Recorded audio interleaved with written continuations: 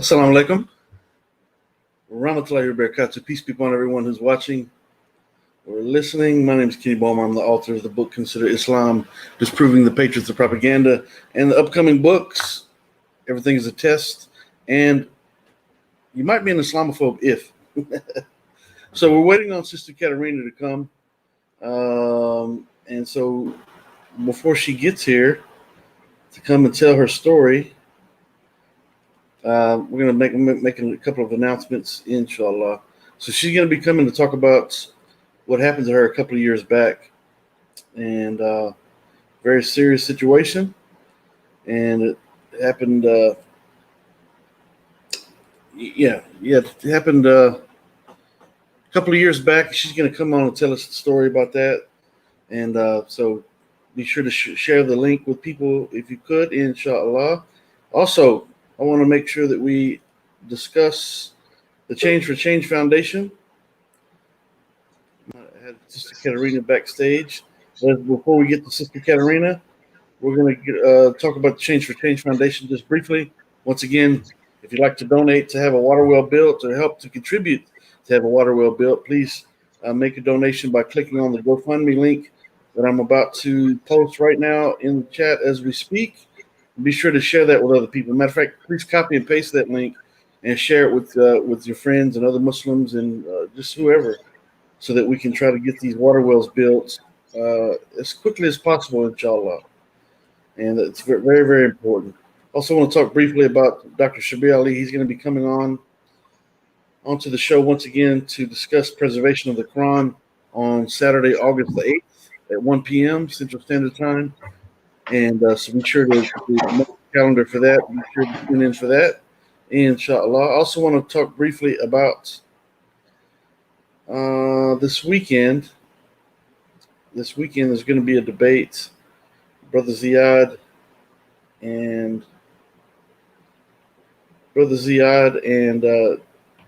Chris Claus, they're going to be debating this weekend on Sunday. So let me find the banner for that just briefly. Alhamdulillah, Rabbil Alameen. But be sure, listen, you want to make sure you tune into Dr. Shabir, the show when Dr. Shabir comes on to talk about the preservation of the Quran, part 2. And feel free to, have any questions if you want to ask him. Be sure to have any questions ready, because we're going to try to have a long question and answer period when he does come on for that. And so be sure to mark that on your calendar, inshallah. So I'm looking for this banner about this debate. There it is.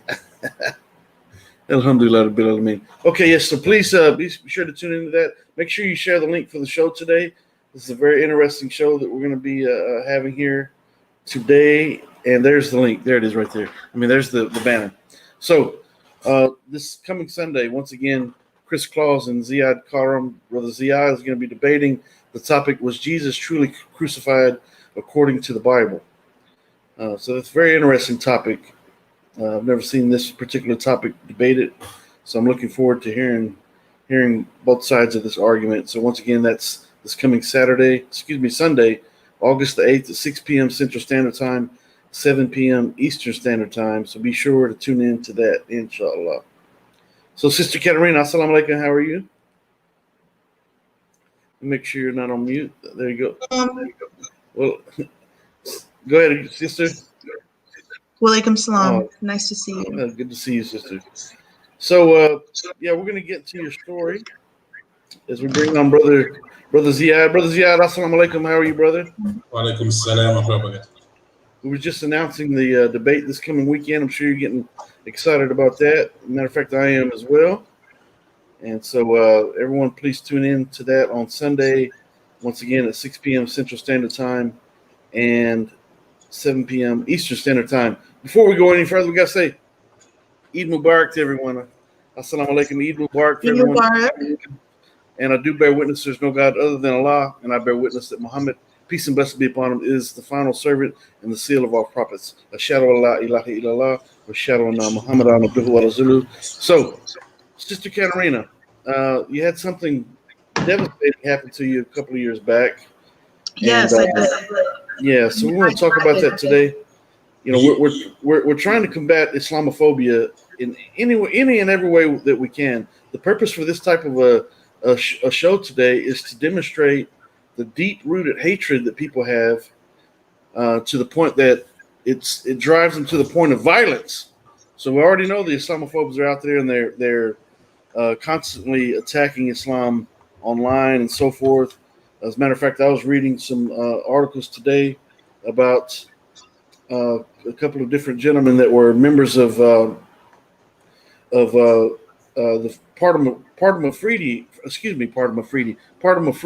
Party of Freedom in the Netherlands, and two of those members actually wound up converting to Islam. Now, this is an organization that was actually producing a film called Fitna, and it's obvious that they were they're Islamophobes. They're using propaganda in the form of this film to to attack Islam on a continuous basis. Now, from those types of things, from that propaganda that's used to attack Islam, Islamophobia is bred, and Islamophobes are bred, and we see their hatred everywhere. And so, what we're trying to do is trying to combat that by breaking down misconceptions and misunderstandings and telling stories like we're going to hear today with Sister Katerina, to the point that the fear and the hatred is so deep that it causes some of these people to become violent. And obviously, we're trying to combat that, and we're trying to do that with simply, engaging in conversation. So, Sister Katerina, let's start at the beginning. I know this is going to be a bit of an emotional story for you to tell. I want to say assalamu alaikum to everyone in the chat, all the moderators, Mindy Domir, Abu Nice, MI5 Dunya, Abdullah Ali Garcia, everyone out there. Assalamu alaikum to everyone. But Sister Katerina, let's start at the beginning. You were at work, and Okay. Yeah. and So just get right into it. yeah, just get into it. But what I want to discuss briefly is your frame of mind while you was at work, and were you working the day shift or the night shift? Because this was just a normal day for you. So was it a day shift or night shift that you were working? Sorry, hold on. Go ahead. Take your time. Okay, so at the time, this was February, early April of 2018. So 2.5 years ago, about. I was working at North Cypress Hospital in Houston. It's about a mid-sized hospital, and we've got interference there. Sorry, can you guys hear me? Okay. Yes. Okay, good. So I was working. I'm an emergency nurse. Excuse me. And at that particular job, I was working a mid shift, which was from 2 p.m. until 2 a.m. So when I would and there was only one there's usually the day shift, the night shift, and then the mid shift is in the middle. So I was leaving the building by myself, and I wasn't like going out with the rest, of everybody else in the hospital on a particular shift. I was the only one. This is a small to mid-sized hospital in Houston. So I was that day I had, and I don't know if this is true or not, it's just what I feel. I had 3 different patients whose family and visitors with them in the emergency room were very unkind to me. One in particular was extremely unkind to me. So it was, I didn't really pay any attention to it because that happens all the time. That happens regularly, where people just say something, stupid or something, or say, I don't want that nurse, or, something like that. Because of hijab? Of course. Yeah. I'm white. Otherwise, they wouldn't even. Hello. No. Yeah. They. Yeah. And so one family said, like, they were kind of pushing in my face, like, yeah, I'm a veteran, and yeah, I've had 3 tours, and like, and I'm like, oh, good, okay. And it's just like, I knew exactly what they were trying to do because that's not the first time, but I didn't pay. I tried to really minimize that and focus on my patient. So that did happen.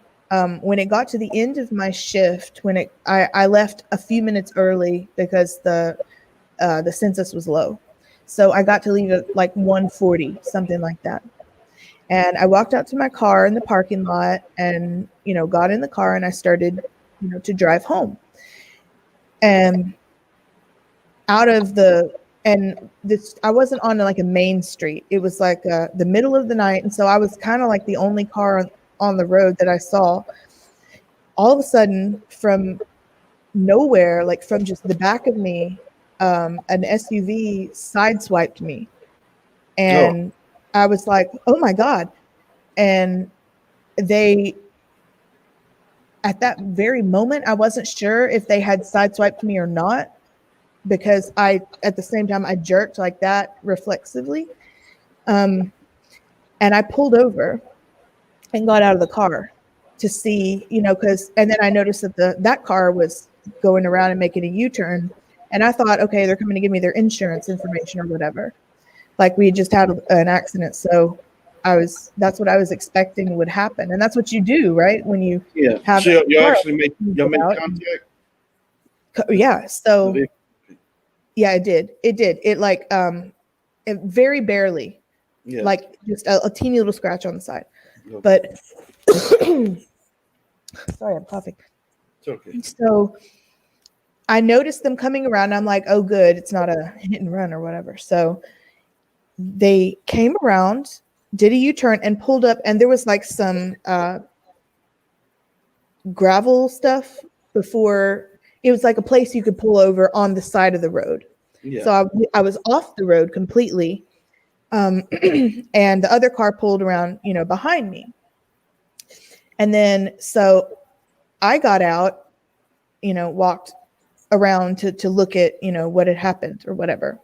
And I was trying to fumble with my cell phone. I couldn't see. I was trying to turn on the light and everything because it was dark. It was in the middle of the night. And then all of a sudden I noticed there were two gentlemen in the other car. And one of them got out and I just hear this long stream of like cursing. And I'm like, what the heck? And my first thought was, are they okay? Did something happen? And so my plan was to say, hi, I'm a nurse. Are you okay? That was my plan. Yeah. But when I noticed the guy getting out, he was approaching me fast, and he was this long stream of like profanity, like just I don't want to just blurt out profanity here, but it was like raghead this, raghead that, and he called me a desert monkey and some other really vile names and stuff. And I was like, why is this guy running to me, like approaching me fast? And then he got kind of up in my face, and my back was against, like, my car's behind me. My back was up against my car, and he was in my face in a matter of just a second. And so I'm like doing this and kind of like raising my leg to try to distance him from me. Yeah. Raising my leg up by the knee. And I unintentionally, I think, kneed him in the groin. But it was, maybe it was on purpose, but no, it wasn't. It was just to try to push him off me. And when that happened, he just started cursing some more and screaming some more. And he pulled a knife out of his pants. Like, I didn't even see where it came from, but he reached to like toward the front of his pants and just pulled out this knife. It was about like that long or something. And I was like, oh my God, and he started, first of all, he held it like it had like a handle thing. And then the knife part was here, but he was holding the handle like this. And he started hitting me with the blunt end of the handle of the knife. Where did he hit you? he hit me in the chest, like in the collarbone. And one time was in my face. One time was, kind of in the middle of my chest. And then he was also kind of like punching and pushing me up against my car. What was he saying while we were doing it? Crazy stuff, like incredibly, just F you, and I'm gonna kill you, and you effing terrorist, you're from Iraq. I heard something about Iraq, and I was at that moment, I was like, there's a guy with a knife in his hand. It's the middle of the night, and I'm alone. And I just thought like, okay, and I just shoved him like with all that I had, and it angered him, and he turned his knife around, and he was coming like this, like at my neck. And so I did like this, reflexively just covered myself, and it went in here. It went in my arm. And I didn't realize it was in my arm, but I felt something pulling my arm, which was him trying to pull the knife out. So when he did that, like where it went in was, I don't know if you can see that scar, but Yeah, I can see it. Yeah, it's right there. So when it went in, it cut one of the arteries in my arm. So Let me show that picture again real quick. We just seen your scar there. And look at this. So I mean, it was a pretty good gash there. It looks like, I don't know how many stitches you got. 1, 2, 3, 4, 5, 6 or 7 stitches there. It looks like. Yeah. And, it was 6, I think. Yeah, 6. and it was about the length, like I wasn't feeling pain at that moment, but when I moved my arm, I noticed that the knife was still in there. It was like staying in my arm. No. So eventually he grabbed it and pulled it out, towards his face.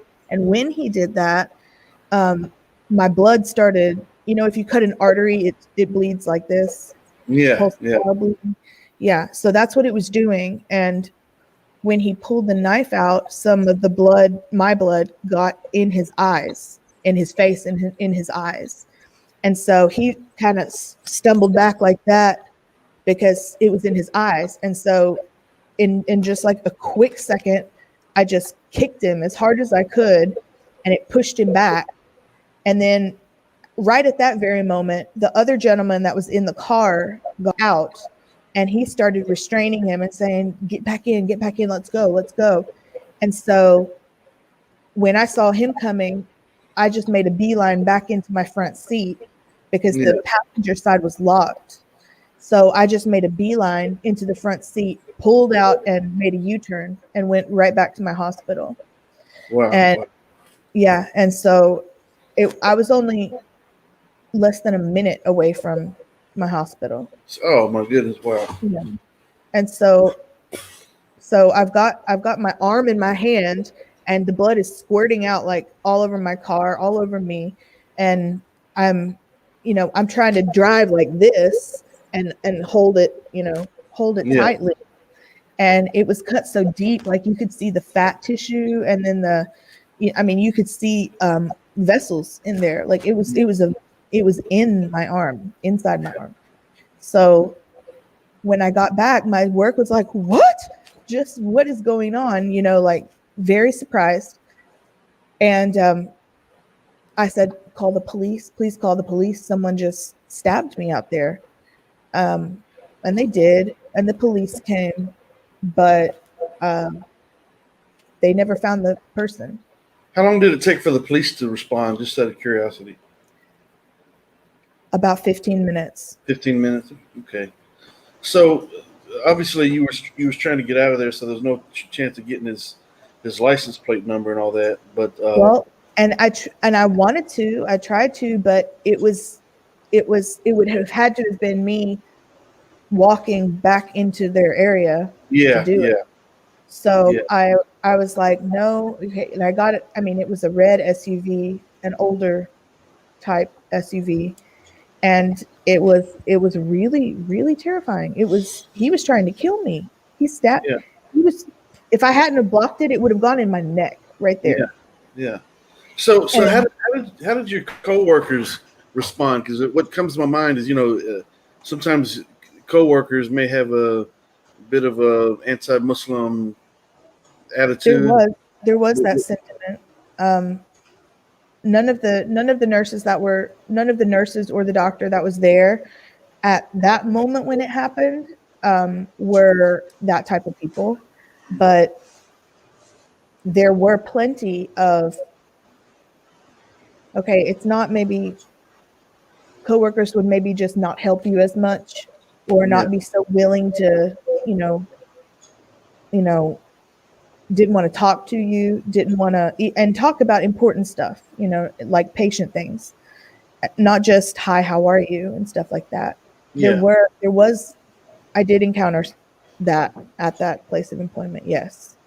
Yeah. Not at that very moment that I got stabbed. Yeah. But later I did. Well, good. What transpired from there? I mean, obviously the police took the report. They didn't believe me at They first. didn't believe you. Because I didn't have every single bit of information. He didn't I didn't know who the person was. I gave a description of the person. And he's like, that's all you can tell me? And I'm like, well, sir, yes. That's all I know. I don't know who this is. And he was, he got upset with me when I didn't know the make and model of the car. And he was like, well, what am I supposed to, he said to me, what am I supposed to do with this limited information? and I said, you're supposed to do your job. What do you mean? What are you supposed to do? You're standing, I'm fine in here getting taken care of, but this guy's long gone because he's out there.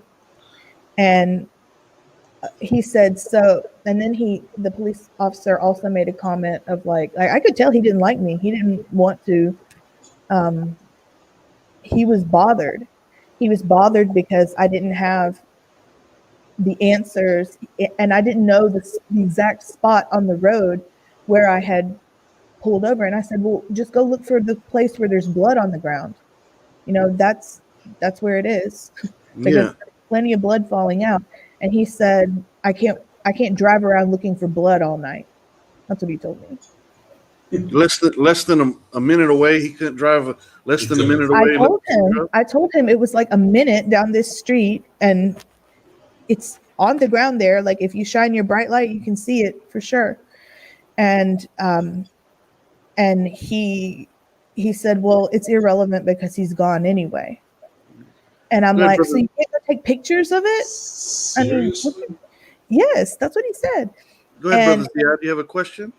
This is hypocrisy because if this sister was not wearing hijab, the police would have been all over the place searching for that. There would be 10 cars all down the street. It was crazy. So, Hypocrisy. So I was like, well, okay, this is truly all I know. It came out of nowhere behind me. He just popped out of the car and started running up on me. And he pulled out a knife. And I mean, you can obviously see where it went in because I was in the hospital. I was getting stitched. They had to actually cauterize that artery to get it to stop bleeding. And it was, I was like, well, and he was trying to ask me questions while the doctor was doing this. And I said, if you don't mind, can you please just wait till we're done with the procedure? It hurt, And I was like, can we please just, do you mind just waiting a second, officer, please? And that really irritated him. He got mad after that. And first of all, I wanted some privacy because I was in a hospital gown. Yeah, the thing is, that minute that you asked for would have been the minute that he could have utilized to drive down the road 1 minute to look for the blood and take some photos or whatever. Or he could have called his partner and done the same. Could have called someone else. You think that if the hospital's calling reporting a stabbing that just took place, you think that 3 or 4 different cop cars would have showed up? No, it was one. Are you serious? One In this was case, in it. brother, the correct thing to do in this case, you block all exits from the area and you search all cars, SUVs that has the same color. There you go. You find them. Where is That it? would be ideal, but that didn't Did you happen. did you know the color, or did it happen just so quickly that you didn't even know the color? It was a red SUV. I knew the Oh, color. red SUV. I remember Okay. she said that. Yes. Yeah, Yeah. and I gave a description of the guy, and I mean he was like slim, looked like Caucasian, sounded like kind of country type, um, and he was very thin. He had tattoos on his neck, tattoos like on his face right here, like he looked like white trash. I don't like to say Yeah. bad terms, but that's what he looked like, sounded like, and acted like. Did, Sounds did, So- did he seem like he was a drunk? guy. Did Sorry, he, what? did he seem drunk or like on drugs or anything? No, drug Really addict. hard. When I describe it, it sounds like that, yes, but he wasn't like stumbling around or anything. Yeah, yeah, His movements were intentional, yeah, and I mean, he may have been high on everything, but it wasn't. I didn't smell anything. I didn't. He was in my face right here. I didn't smell any alcohol or anything like that. I didn't smell marijuana either. I didn't, but that doesn't mean that he's not on something, but his actions were intentional and he wasn't, his coordination wasn't affected. I yeah, can say yeah, He knew what he was doing. He wanted to attack a Muslim sister. Period. Yeah. That's it. Hate he Yeah. crime. tried to stab me in the neck. That was very, very scary. So, and I don't know who drives around with a knife in their pants either. That's just very odd. I don't know. And the guy that got out of the car to grab him had a gun, in his he had like a holster thing and he had a gun in it. And I was like, well, he wasn't trying to hurt me, but Yeah. there was a gun right there. yeah. Like he someone could have grabbed it and shot me to death. You can't block a bullet. So it's like I have no idea who these two people were, but I have no idea. They Yeah. both they resembled each other in that they were both apparently Caucasian males in their maybe early 30s, more or less. Kind of thin, built very thin, not tall and not short, like maybe 5'8" or something. And they were both heavily tattooed. And very heavily tattooed, both of them, both arms, neck, even. And the guy who stabbed me actually had one on his face right here. And then the There you police go. was upset with me when I couldn't remember what the tattoos were. Can In you the see middle of the night, while some strange man comes walking up on you, getting in your face to the point that you're up against your vehicle, and you're supposed to try to register all of that in the midst of that. Right. I mean, I could tell him where the tattoos were, but I was more worried about the knife in his hand than the tattoos on his neck. Yeah. And it was like they were just very heavily tattooed. And then the police officer was like, well, tattoos are important because if it's, in this, if they have a previous, whatever, incarceration or whatever, then all those tattoos are photographed so that if someone describes it again, you know what I mean? So Yeah. so he was like upset with me, and I said, well, I just know this had writing. It had some kind of writing on it, but I number one, didn't take time to read it, and number two, couldn't read it anyway, because it was the middle of the night and there were no, I mean, the light of the scene was provided by the headlight of their vehicle. Yeah. There was no other light around me, like there wasn't a street light nearby. We were like right in the middle of like where the street lights were. So Were there any houses close by, like in the no house. This was on Huffmeister. Huffmeister? Okay. Yeah. So there were no houses. There were like that particular area had like trees and stuff on one side of the street, and then on the and then there's a median of like, a grass patch median. And then on the other side and over some, there was like, I could see a gas station up there. And, and also I had just started at this job a month ago. So I wasn't 100% familiar, With with the the area. and With the area. yeah, and I was kind of like, well, okay, I think, and then he was getting suspicious of me because I couldn't remember the exact area, and I said, sir, it wasn't a specific area, it was a patch of street. I don't know, patches of streets aren't named, and there's no identifying Yeah, stuff. especially if it's just an open area where there's no landmark. There really wasn't. All I could tell him is that I hadn't yet gotten to Highway 6 and the hospital was about a minute behind me. That's what I told him, because I was exhausted. I was like 2 a.m. and I was trying to drive home, and I'm kind of driving on autopilot, sort of, nobody else on the road, and it just popped out, and I was not aware of where I was when he popped out of nowhere. Yeah. And it makes me think that he may have followed me out of the parking lot or been waiting for me.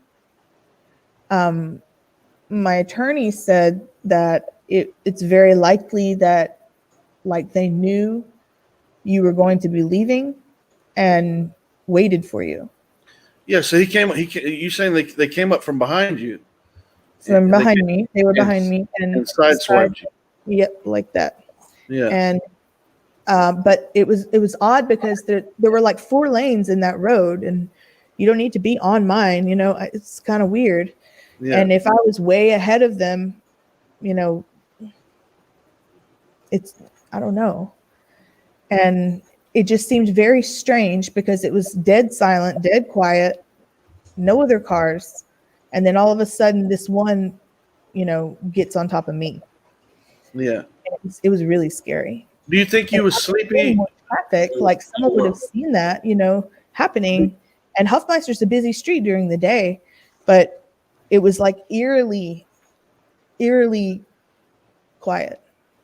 Do you think that because you had been working since 1:30 that afternoon, and it was 2 something in the morning, whatever, that do you think maybe you drifted off to sleep and maybe it caused it?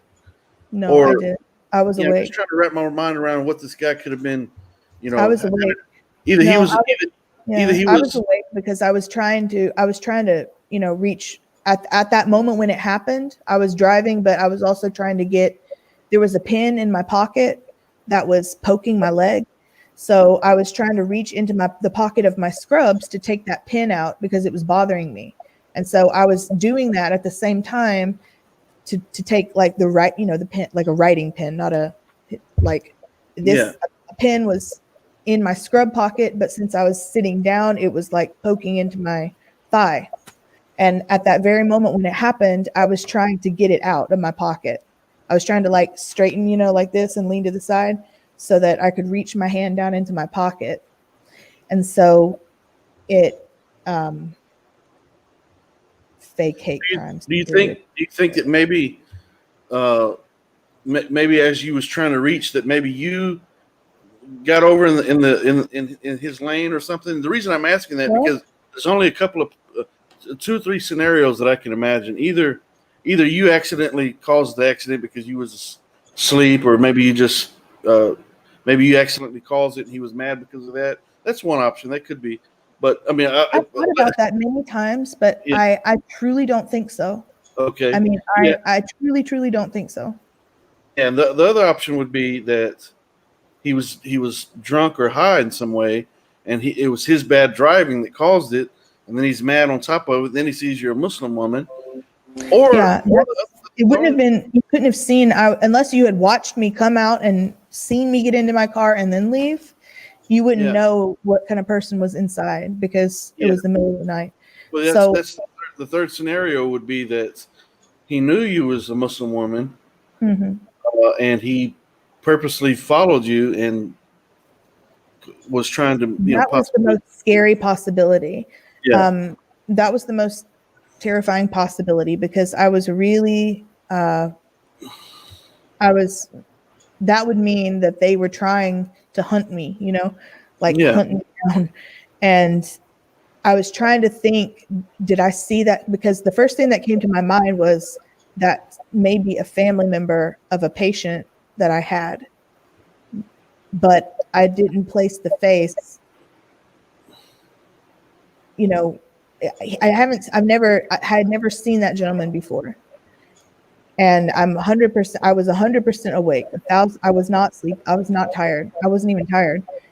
You know, if what the officer should have done, just for the mere fact that you worked at the hospital, he should have checked all. I'm sure they have cameras around there. Security has They do. cameras. They should have Mhm. checked all the videos, just to be sure that someone wasn't actually following you on purpose. I mean, Right. he could have done something. He could. I mean, it's Right. The you don't hospital just- did. They checked the cameras that the hospital had were pointing at the parking lot. It wasn't Yeah. pointing in the street. So, I mean, it's possible that the person was waiting on the other side of the street, and the cameras would not have seen it. Well, I because- would have requested, if it was me, I would have requested that the security there or we somebody did. give cameras. I'm talking about for inside the hospital. I'm sure they have cameras inside the hospital somewhere Yes, they do. to see They do. if this character was in and about the hospital at any point, you know, while you were on shift. Right. My Um, attorney asked for that, but the hospital said that no, because of health, you know, because of other people's privacy, other patients' privacy, and like being in the emergency department, sometimes things are kind of open. There's not like rooms with doors you can close. There's like bays sometimes, and you know, if the curtain's not closed or something, the patient, not like naked or anything, but you know, the patient's, you know, in the emergency room and the curtain's open, people Yeah. can see, you can see them, right? yeah, just for the So privacy. the hospital refused to give the footage over so that it could be checked. Yeah. And Well, they could told have at least requested that the security personnel themselves at the hospital they could have looked through it at least. yes. Yeah. And then that's what I asked next. I said, okay, well, I understand patient privacy. I'm a nurse. That I do understand that.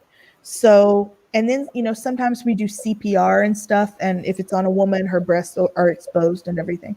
So I'm like, okay, well, fine. I understand that. But what if I tell you the description of him and then you can look at it yourself? And then the security said basically that they weren't obligated to do that. And I said, and then the hospital basically told me that I would have to sue the hospital and demand the footage in order to get it.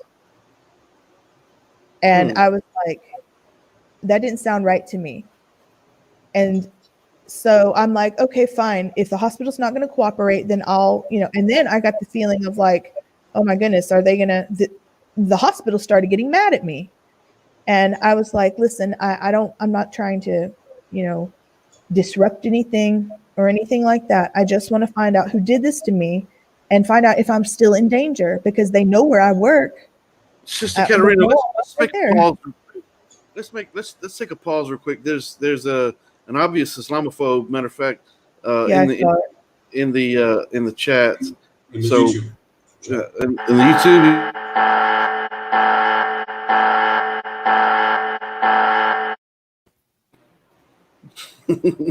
There's an Yeah. Islamophobe in the house. So So listen. they Okay, think I so like what I took a want to knife do and stabbed myself and then went Yeah, to the so what I hospital wanna and made do the is- story up. what I want to do is I want to show this photo. Obviously, you see the scrubs back here, the green color scrubs, which indicates that she's indeed a nurse. You see the scar right here, the stitches right here. Sister Katerina, please show Yeah. your scar one more time, inshallah. So for the Islamophobes out there, you see this scar right here. It's the same about. I mean, obviously, we're looking here, and then we got to look at this photo. But you see, it's about the same length. Alhamdulillah, it's the same length. It's the same cut. That's the scar from the cut. So for someone just to be in just It goodness is. They're gracious, it's just probably just Devin or something. I in don't the care. chat that's saying that this is fake, and then talking about Bro, fake no. hate crimes. It was on the news. My goodness gracious! Right, it was on the news, and that's what I wanted to get to eventually. But I just the audacity of someone being in the chat saying that this is fake. Yeah, Abu Yazid Dumas. I did contact CARE. He's saying you should have contacted CARE. We did contact CARE, and CARE offered a $10,000 reward for information leading to the arrest. Yes, I want to back up a little bit because I want to talk about that. So after you leave the hospital, what happens next as far as was there any more contact with the police about the issue? Or yes, I mean, I got an assigned. So, got an attorney. Right, I got yes, I had an attorney, but it's a family friend. Still my attorney. Well, sure. So, if you know one, you're going to go to him. So I've got a good friend attorney. That's right. Yes, so I knew he had my best interest in his mind. As far as the law enforcement goes, after I was treated, everything was fixed at the hospital that night. My husband came, my brother-in-law came too. My brother-in-law was about ready to tear a building down or something. He was really freaking out. My husband was too, but he was more worried that I was okay. Yeah. I was worried, could I have contracted some kind of bloodborne disease? I don't know what that knife's been doing, at all. I was worried about that. And so I had blood work, done 6 months later to make sure that I had not contracted a disease from a dirty knife. And that was a big relief. But as far as law enforcement, after I was medically fixed that night, it was about 5 a.m. by that time. After I was, medically fixed, they were still standing around the hospital, and I asked them, "Sir, are you going to try to do anything?" And he just said, "Well, there's no point in doing it now because they're long gone." And I'm like, "Well, maybe if you had done something, they wouldn't be long gone." Yeah. But, and I told the police, we drive by, there were several gas stations and places of business that I had to pass in order to get to that place. And those places have surveillance. So do you not want to go and ask those different businesses, if their camera may have picked something up? And Did he? Let me ask you. Did he at least look at your vehicle to see the scratch, even if it was a small scratch, just to verify that something happened?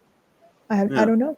I mean, obviously you should have. And started talking to my husband when I asked, when the police officer was trying to ask me all those questions while they had a cauterizing, gun here and there, zzz, zzz, zzz. It hurt really bad. It was terrible. So I was like, "Can we please wait till this is done? Please, if you don't mind, sir." I was trying not to offend him because I was afraid he wouldn't help me.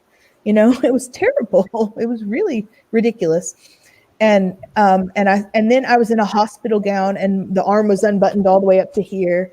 And I didn't want him, just standing in there with me like that. And so I called my husband. So I said, "Can you please go talk to my husband outside? Or, please go." There was another police officer had arrived by that time, and he was getting my name and, date of birth and stuff like that. My husband was giving them that outside the curtain. And I asked him if he could please just wait a minute until this is over, and then I'll be happy to talk to him. I couldn't wait for the procedure because I was bleeding. I was still bleeding, and the blood was still pulsatile coming out. And what's shown on my shirt there is nothing. That was me holding it as tight as I could, as absolutely tight as I could, and lots of blood was not, coming out for that reason. But I mean, it was like everywhere. And You they, see, I don't mean to interrupt you, but you see what Wissam said. you might be an Islamophobe if you come on CTTV every time there's a show and get kicked out. You got that right. right? So yeah, and that's so funny. I, when I was coming into the hospital, I actually took off my hijab and wrapped it around as tight as I could because my hand was getting tired of squeezing, and so I just ran in there like that, and it was terrible. That's right. So and then the other pressing matter is, does this person know my name? Does this person know me? Because if you know someone's name, you can find out where they live relatively easily. Yeah. And obviously they know my place of business. He saw that I was a nurse because I had on my uniform and my badge and everything.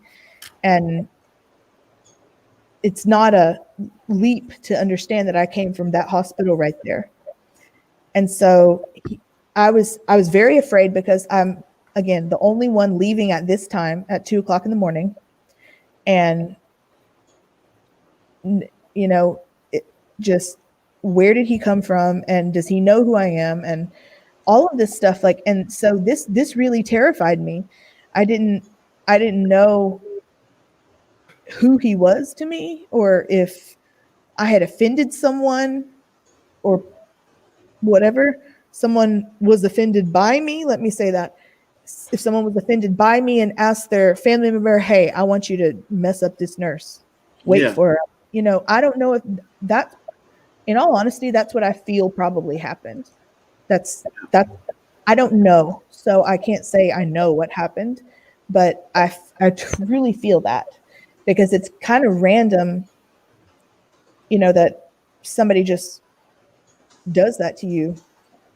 He was clearly an Islamophobe because of the stuff he was saying to me. He was saying all kinds of crazy stuff. And he started out with raghead this, towel head that, and all of that kind of stuff. So it was, I was scared for my family. You know, I was scared. He knew what vehicle was mine, and, you know, he could easily find me again if he went to, you know, that hospital. And so I told all this to the police. I said, listen, I leave in the middle of the night by myself, and I'm very scared to come back to work. And then this happened again. And if this gentleman, because remember, there were two people in the car. One of them was like the driver and ended up restraining the guy who was attacking me, the other guy. So if this was a coordinated attack, I was truly terrified. And I ended up leaving that hospital because I was scared. I didn't know what the situation was. It was really scary. So, but before doing that, I asked if, you know, could I be moved to another shift, maybe like day shift, where I leave at 7 p.m. and there's more cars on the road where I'm not alone. They said they couldn't do that for me. So they couldn't do that for me. And I said, okay, well, can I work night shift then, so that I'm, you know, going to leave at 7 a.m., you know, and then it'll be light outside and there will be more cars, you know, coming and going. They didn't have a space for me. They said this was the only place they could have me right now. And I said, could I temporarily switch with someone for my safety? Because I'm scared. And the hospital told me that, you know, that I have access to security while I'm at work, and that security can walk me to my car every evening. And I'm like, well, but security can't follow me home. And this didn't even happen at work. It was like down the street from work.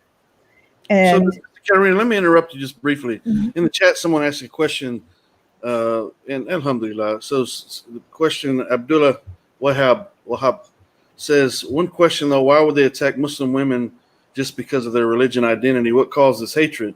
And because they're Islamophobes. And we saw him adequately address the issue by saying in the media, movies, radio, TV, and everything mainstream propaganda.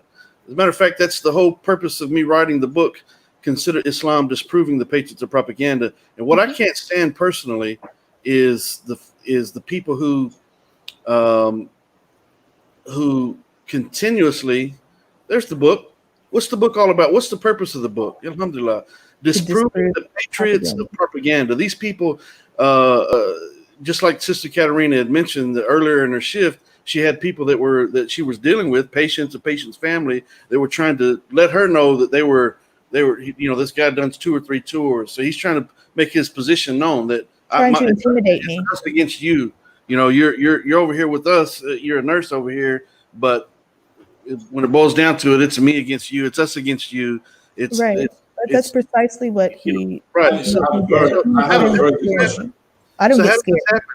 It happens because of propaganda. It happens because Islam is demonized. Islam is villainized. Islam is under attack to be antichrist. It's Islamophobia in the world. I And have a very quick question for Sister Katerina. Sister, have you tried telling them the next time this stupido comes up and says, "Oh, I've done these 2 or 3 tours"?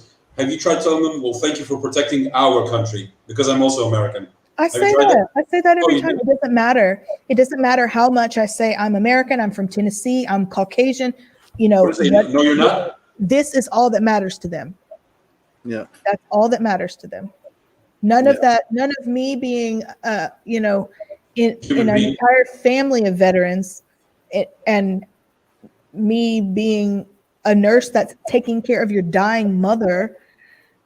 That doesn't matter. They are so messed up that they only look at what's on my head and identify me as an enemy. yeah. The very And I could be actually saving. One time, a patient's family, we did CPR on their child, and they were on their knees, crying to God, because their child wasn't breathing. Well, we resuscitated the child, and I was the one that was like, I was the nurse for the child, so I was actively doing CPR on this 5-year-old, and the child became responsive again, and then after the child came responsive, the mother. Well, it was the mother and the father, but mostly the mother. She requested me not to be the nurse for the child anymore. And then I said, "I'm sorry, did I offend you? for saving your child. Did my saving your child offend you? Did I save your child wrong? But what she said, we just don't agree with your religion." She literally said that after we had resuscitated her child, saved her child. She wanted me out of there. Once everything was okay, because she needed me a minute ago. She needed me a minute ago when things were not okay. She had nothing to say to me when I was trying to her child's test. I've got to add that story to the book, if you don't mind. That's so far-fetched. Yes, it is so far-fetched. This book right here. The reason I'm showing this because we brought up something that I want to make sure that we that I address, and because the very first thing that I mentioned in the book, okay, let me remove it. The very first thing that I mentioned in the book is the following. Okay, the very first thing that I mentioned. Okay, now remember, the first book was disproving the patriots of propaganda. The propaganda is so prominent, and what it does, it makes these people think that they're patriots for hating Islam. That makes them think that they're doing good by hating Islam. The very first thing I mentioned in the book, the very first thing mentioned is you might be an Islamophobe if, and I say that you think a person cannot be both a Muslim and patriotic at the same time. Okay, so I list a poll in Gallup. It says a 2011 Gallup poll found that the majority of Muslim Americans say that they are loyal to the United States and are optimistic about the future, even if they experience bias and discrimination. So if you notice what's being said, a 2011 Gallup poll found that the majority of Muslim Americans say that they are loyal to the United States and are optimistic about the future, even if they experience bias and discrimination. In a 2011 study by Pew Research Center, a majority of Muslims state Matter of fact, 56% reported that most Muslims who come to the United States want to adopt an American customs and ways of life. And currently, there are 3 members of the United States House of Representatives of the 116th United States Congress who are Muslims: Ilhan Omar, Rashida Tlaib, and Andre Carson.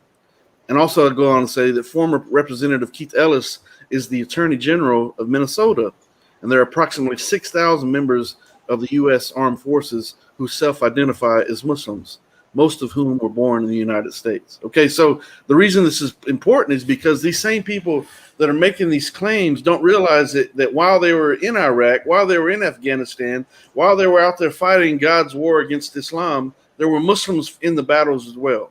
There were Muslim Americans right now in the United States, in the United States military that are just as patriotic as these so-called, patriots. These people that have this Islamophobic mentality. You're fighting with Muslims are fighting with you against the so-called enemy, right? Yes. And that's just the reality. So how dare someone makes these comments, especially in a hospital setting when you got a nurse that's trying to do her best to help patients any way that she can, and you're indirectly confronting her through your She directly confronted me. Yeah, and sometimes directly confronting her. And then after that, she went to the doctor. Yeah. Nurses don't work for doctors, by the way. But she, in her head, thought she could tell on me to the doctor. The doctor was also Muslim. But the irony. Are you saying the lady, the mother, and there was no identifying, where or whatever. And then he's like, "Ma'am, I'm the only doctor here, and I'm a Muslim too. Yeah. So if you have a problem with her, you have a problem with me." He was talking to the mother when that happened? Yes. The little girl that you just saved? Yes. Alhamdulillah. And the doctor and me were in there together working on her. And when she became responsive again, when we got a heartbeat back, and then she opened her eyes, she ended up having some brain damage because of the time without oxygen, but we saved her life. Allah allowed us to save her life. How did the mother respond to the doctor saying that I'm the doctor and I'm Muslim? Well, she turned around and she said, "Well, then we're going to check out another hospital." And I said, "Ma'am, you can't take your child out right now. You're retarded. Tell her you are retarded. Swear to God." So the hatred is so deep rooted that she wants to take her daughter that's dying to another hospital because she doesn't want Muslims working on them. So by the way, which was just saved by Muslims. That's the irony. Yeah. So listen, any Islamophobes out there listening right now, listen. Look, don't jump off a cliff. Don't ever say that Islamophobia is not real. Matter of fact, the term was first coined or first utilized in 1910. Okay, 1910 by a man who was addressing his constituents, trying to get them to stop being Islamophobic. It's not a modern day term. Matter of fact, I mentioned this in the introduction of this book. It's not a modern day term used to as an excuse to counter people who are so-called critiquing Islam. This is a legitimate issue. It's like someone who's afraid of spiders, and they walk into a room and there's a spider web up in the corner, and they're afraid that the spider is somehow out to get them, as though the spider's up in the web, conspiring, plotting, and planning to attack the person. Well, guess what? Just as the spider is nestled in the corner in the web, there's Muslims nestled in society around you, minding their own business, just like the spider. So if you think the Muslims, like the spider, are conspiring and plotting and planning to come in and get you, you're an Islamophobe. That's a problem. You're in fear. That's a phobia. It's an irrational phobia. It's abnormal. It's a psychological disorder. You are an Islamophobe. If you come to the show like someone mentioned earlier, and you say this constant Islamophobic rhetoric over and over and over and over and over again, you are an Islamophobe. The word is real. It's legitimate. And, look, the evidence is clear. Assalamu alaikum, brother Ibn Anwar. Have you been listening to this? Wa alaikum salam wa rahmatullahi wa barakatuh. Yeah, I've been listening to it from the beginning. Yeah. Wow, just the audacity. Katerina. the audacity of this woman. You Americans have to face this. Yeah.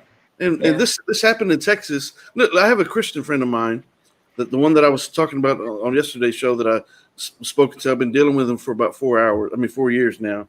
And he doesn't realize that some of the things that he says, that it's like a deep-rooted Islamophobia it's deep within him that he can't escape. He doesn't even realize it. He can't. No, he doesn't realize it. He can't escape it. And I tell him, listen, you have the signs and the attributes of one who is an Islamophobe, and in his mind, he can't wrap his mind around, like the story that you just told. In his little world, he lives in California. I don't know what's going on in California, but I know what goes on in Texas. And there's a large Muslim community here in Houston, but very large. But it's in Houston, they know we're here. We have been here since the 1960s. Yeah, but are all far before that, but you know. Yeah, but are the Islamophobes still here? Well, sure they are. As a matter of fact, this is the South, man. This is the South as you get in the United States. You don't get any more Southern than this. And I try to convey to my Christian friend and say, look, man, just yesterday, what did he tell me? I can't remember exactly what he said, but he said something. We were talking about jihad, okay? And I told him, I said, look, it's constant that people are attacking Muslims, claiming that jihad is a holy war. And he tells me, think about this. Now, he tells me, I never hear anybody say anything like that. I said, you know why? Right. I said, you know why? Because you're not a Muslim. I hear it every single day. I hear it in live conversations. I see it in text. I see it on YouTube videos where they're responding to our everywhere. I see it every single day. So the just absurdity of someone saying, "Well, I never see anything like that," as though it doesn't exist, because your world is centered around that. What do we do here? We combat Islamophobia. We break down. We try to do our best to correct misconceptions and misunderstandings. We're battling the very thing that we're talking about, so that we can reach these people that are willing to attack. Usually Muslim women, by the way. Like Brother Ziad said earlier, they attack more Muslim women by far. Yeah. Listen, don't let Kenny Bomer be around when that takes place. No, I'm going to tell you right now. Don't let me be around. Don't let me be around. Yeah. As a matter of fact, just outside of the ISNA conference, here, there's a group of Islamophobes that always come and they protest. Sister Katarina, I don't know if you went to the ISNA conference this last year, but if you did, you would have seen Kenny Bomer out there while they got their guns on their hips. Kenny Bomer goes over there. First, I took the kufi off, right? And I said, hey, brothers, what are we doing here today? Right? Because I look like them. I'm white like they are, right? And so, oh man, same thing, same rhetoric. Oh man, we got all these ragheads over here. It's the Al Qaeda's, the Taliban's. It's the breeding ground. You know, this is Muslims just trying to come together as a Muslim community in the United States and having a bazaar and having some people come and speak. You know, Omar Suleiman, Yasser Qadhi, different people came to this event to speak, right? Mm-hmm. But this group is out there with bullhorns and loudspeakers and weapons and literally weapons, you know, carrying weapons. And the Muslims are just walking by looking like these people are crazy. Well, and the Muslims are right here. Yeah, me with my white skin. I go over there to take the kufi off, and Mika was trying to tell me, no, don't mess with him. I said I have to. This is what I do. I've got to go talk to him. And so I go over there, and initially I was like, hey brothers, what are we protesting today? Oh, man, these ragheads this, ragheads that, this, and that. And I was like, oh, really? And what I began to do just patiently, I stood there for about an hour and a half and patiently began to dissect everything that they were saying. Bam, bam. Well, did you know that Muslims, they don't, now they didn't know for a while. Maybe they picked up it along the way. Eventually, before I left, they knew I was a Muslim because I put that kufi back. And matter of fact, it's got me with my hand in the guy's face while he's got the gun on his hip. But I'm telling him, you are. What am I telling him? You, Ruben. His name is Ruben. Ruben something. I can't remember his last name right now. You know what I'm talking about? I'm talking about Ziad. I know. I got my finger in his face, and I'm telling him, you are an Islamophobe. An Islamophobe. You I are remember that. poison. You are evil. You are the guns and all that don't scare me. The point being that these people are real, and what drives them? I'm gonna get all my people together. I'm gonna get these loudspeakers. I'm gonna get these signs. I'm gonna get this permit to go out there and protest against these Muslims that are minding their own business. It's just it's absurdity, man. That's what drives you. That's what drives someone like Devin to come to the show night after night after night and he's got 50 Every videos night. with Kenny That's Bomer the this and problem. Kenny Bomer's clowns and Kenny Bomer's cronies and the lying Muslim woman on the show, and Ibn Anwar is afraid of him, and Brother Ziad is this. And What? are you Really? kidding? If you're not an Islamophobe, I don't know what is. There's another thing that I wanted to share too. This just popped into my mind. Well, I have so many. I could write a book myself on just what's happened to me as a Muslim in America, but this is pretty crazy. So I had when my oldest daughter was 3 years old, she was taking gymnastics. So we were the only Muslim. Well, let me not say that. I was the only apparent Muslim, because some Muslims don't wear hijab. They don't openly say what they are. But I don't like comments like that, really, because it makes listen. But they are behaving like that. It's kind of fitting, brother. Abu Yazid said something quite, and this is real right here. He says the same mentality that tries to say that African Americans are not patriotic, despite the fact that 50% of the armed forces are African American. That's what I'm talking about. So this sense of patriotism has people turning against their own people. We've seen this in World War II after the kamikaze attacks on Pearl Harbor, right? Now this is the enemy posters are being hung everywhere, and they actually begin to lock up Japanese American citizens, Japanese citizens that were born here. Now they're the enemy. If you look like these people, you're the enemy. If your eyes are a little bit different than ours, you're the enemy. If your skin is a different color, you're the enemy. And unfortunately, I hate to say it, but it's the truth. It is the truth. It's white people that begin it. Absolutely terrible. It's white politicians that put this stuff together. That's the fact of the matter. And it is what it is. Alhamdulillah. It's horrible. So it gets me worked up. And gymnastics. Yeah, this is going to blow you away. Just listen to this. This is going to absolutely blow you away. So this is what drives me to keep doing what I do, because me too. Somebody's got to do it. And if a white Muslim can't do it, how can a brother of color? Oh, yeah, I know. Not that they can't do it. I'm saying, but to say, look, even the white Muslims have to step up and say, listen, stop this nonsense, man. Mm-hmm. Stop this nonsense. I see it. Yeah, we're the bridge. I hear it. I see it.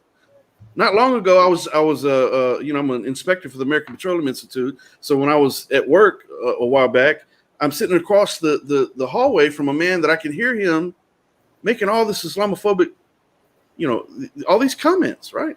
There's no Muslims here at all bothering this man. But routinely, this man's across the hall, not knowing that I'm a Muslim, that when I'm praying, I don't stop for prayer and do the prostration. I pray at my desk because of the Islamophobia in the area, right? So I'm going to the Allahu Akbar. I'm praying at my desk, Alhamdulillah Rabbil Alameen. And I'm listening to this man spew anti-Islam, anti-Muslim rhetoric right across the hallway. And I wanted to go over there and I just want to box him, right? Of course, I didn't do that. But it's just the mentality of these people that there's no Muslims here.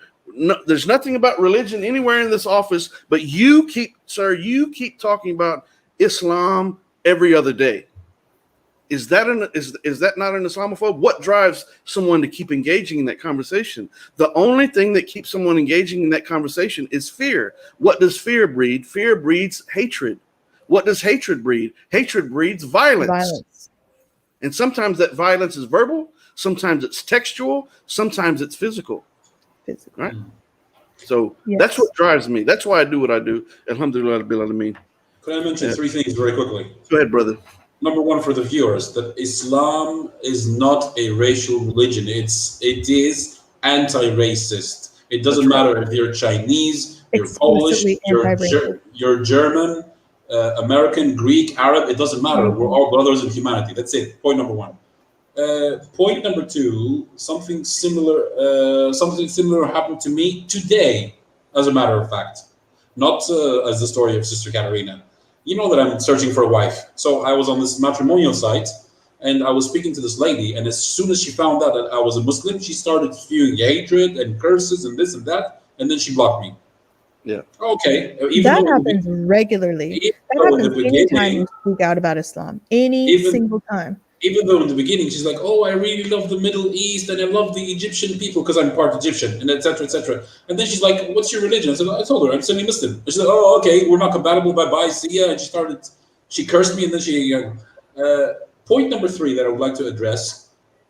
One of the reasons why Allah Subhanahu wa Taala doesn't want us to eat the pig is because it is a proven fact that the pig is the only animal on the face of planet Earth that actually invites, sorry for saying this, that invites other males to mate with his wife.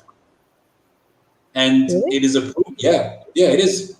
That's why it is one of the many reasons it is haram to eat pork in Islam and also in Judaism, because you will start acting that way.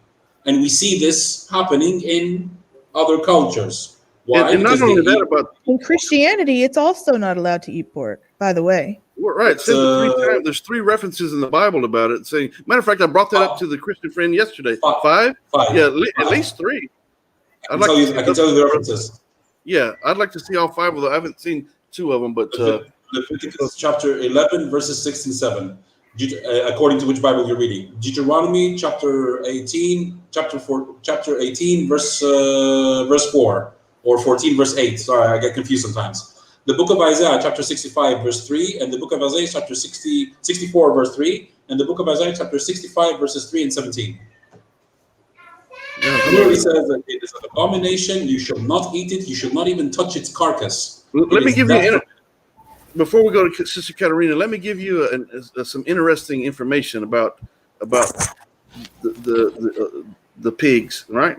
So because they have so many toxins in their bodies, their limbs, on each limb, they have tubes that are like veins that run down the length of their arms, or their limbs, into their hooves, and it's excreting all the toxins and all the excess waste. Some of it is feces, and it's being excreted constantly, and it comes out at their hooves, and then they waller around in it in the mud. They eat their own young. They eat their own excrement. They eat anything. They even I've actually seen this before. My a friend's okay, so when I was a teenager, a friend's parents had a farm, and they had some pigs. And when we went, just we love animals, right? So we're going around playing with the animals and stuff. And there is a pig that is eating the pig had just recently had babies, and one of the babies was like an underdeveloped stillborn. It didn't continue developing, and it was clearly, undersized, and things were wrong with it and everything. And the mother started eating it. She was eating her dead baby. It was kind of disturbing. But what I really wanted to share here too is I'm going to take it a step further. We're talking about Islamophobia to all the Muslims. I want to bring in the point how much this affects our children, our Muslim children. My children, when they saw what happened to me, they were terrified. I didn't tell them, of course. I didn't tell them. I just said I got hurt. I didn't tell them the whole story. I told my older daughter, when she was old enough to understand, and she was experiencing Islamophobia at school. And people at school talk so much about race, and so much about race has nothing to do with religion, by the way, but they point out kids' races, and they ask them this, ask them that. And my oldest daughter,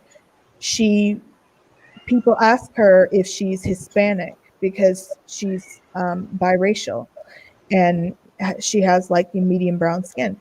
And she said her response is, no, I'm not, I'm a Muslim. She is, a child not understanding that it's different. And she gets told on by kids. Kids will go to the teacher and say, Iman's a Muslim. Wow. The teacher try to tell on her for it. And that's never really sunk in to the point of bothering her. But we have so many times, been up at school. There was once where when my daughter was she was 4, she was in her preschool, and it was one of the other students was having a birthday party, and the parents invited all the kids in the class. They sent home a little invitation in their folders.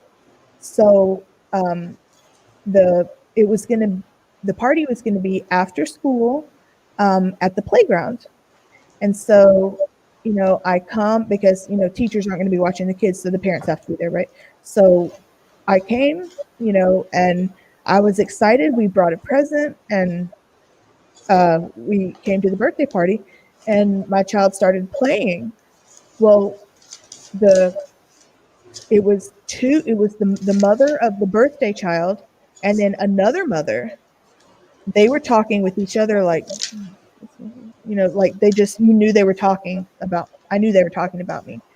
And because they kept looking over at me and talking, looking over and talking, and looking over and talking. And then there was one time where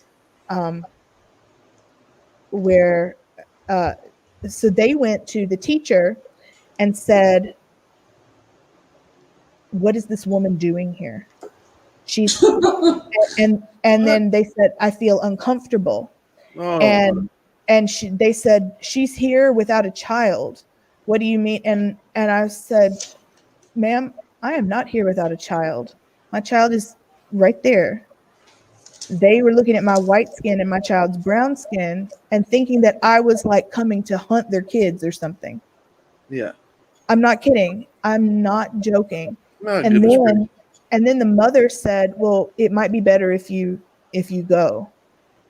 And I said, I'm not going anywhere. The mother said it might be better if you go. The mother, not the teacher, but the mother said it might be better if you go for everyone's comfort. And I said, I'm not doing anything for everyone's comfort. Exactly. I'm here for my child so she can have fun and participate. You can think whatever you want about me, but I'm not going anywhere. Now let's analyze that for a moment, because as a matter of fact, I talk about this in the intro of the book. In regards to fear, what does fear do? It causes people anxiety, stress, that makes them feel uncomfortable and act irrationally. If it's a human being, based on how they're dressed and because of their religion, you think, if you feel uncomfortable because of someone's religion or their attire, you are an Islamophobe.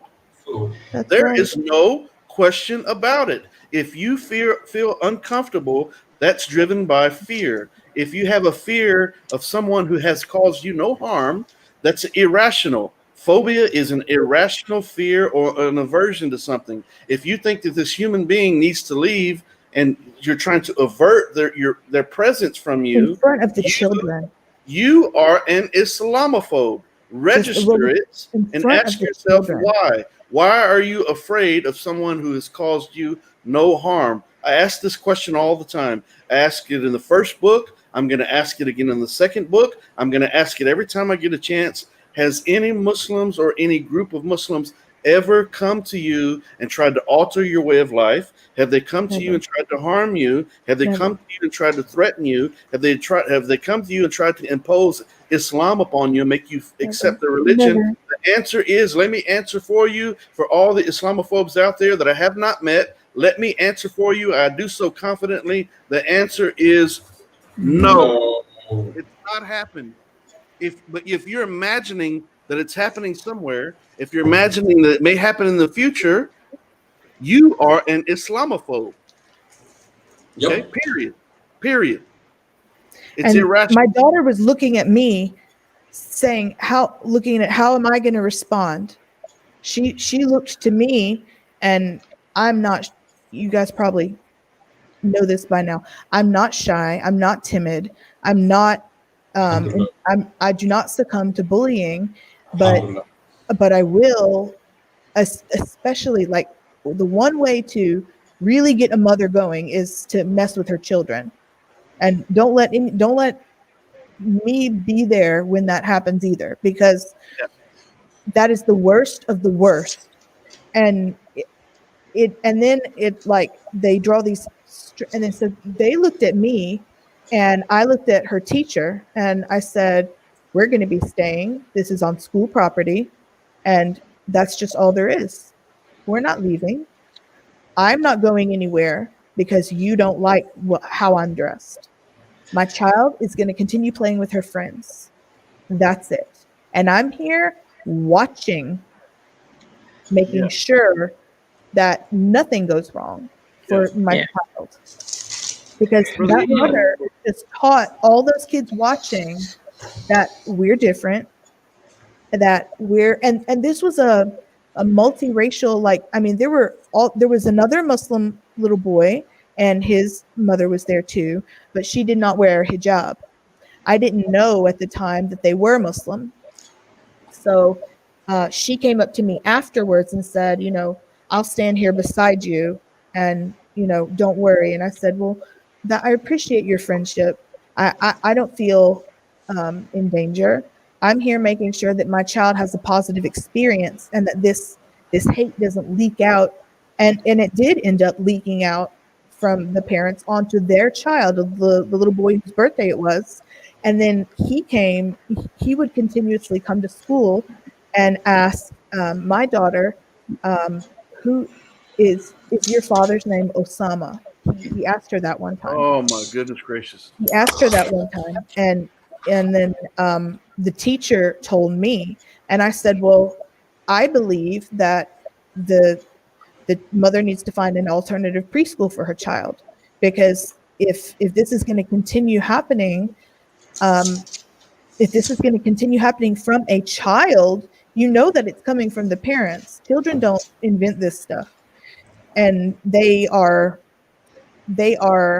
just so vile and so nasty that they will use their kids to try to get at, Muslim kids. Yeah, and so you might be an Islamophobe if your child asks Is a another messenger. a Muslim child, a Muslim schoolmate, if their father's name is Osama. If that happens, and literally, and then Why would Osama be? I'm not saying you are one, but you might be. You might be one. And then my daughter didn't know what that meant. She had no idea what that meant. Yeah. And she Why said, would- no, his name is Danish. What do you mean? And Why would Osama be such a fearful name when Bush, in correct. fact, It's a would be beautiful far more name, fearful actually. name? I On love his that name. account, And yeah, on the so- account of Bush, more than 1 million people have died. of So course. if Bush is My more daughter frightening. didn't understand, and then the child was laughing at her, and she said, are you making fun of my dad? And she was 4 years old. And the teacher, this was the teacher reporting to me that this happened, and my daughter also explained to me that this happened. And I had a very serious meeting with this. I asked to meet with the board of the school, and I said, if this bullying, if this Islamophobic bullying does not stop from this particular mother and her particular child, then I believe that, if it can't be resolved, internally, in a peaceful way of just talking, then I think that the child should be not invited back to the school, because it's harmful. And then it turned into brown skin. And there were lots of children in the class. We live in Houston. Hispanic people are the majority here in Houston, by the Yeah. way. Texas used to be Mexico. Used to be a part of Mexico. Brother Abu Yazid, assalamu alaikum, brother.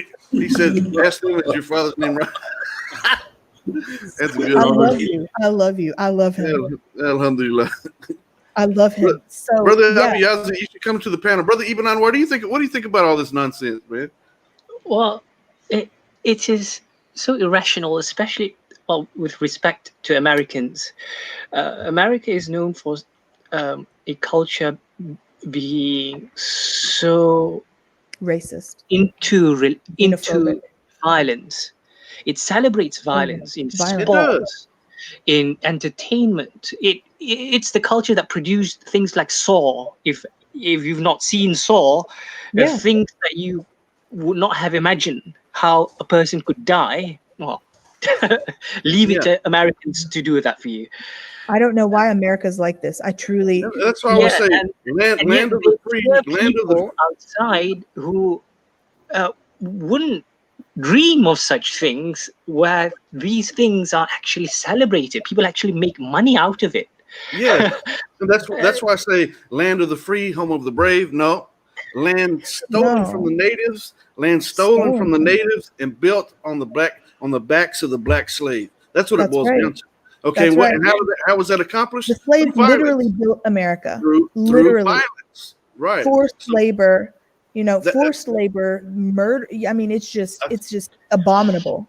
I talk about that. If anything, it's psychology. I think it's called projection.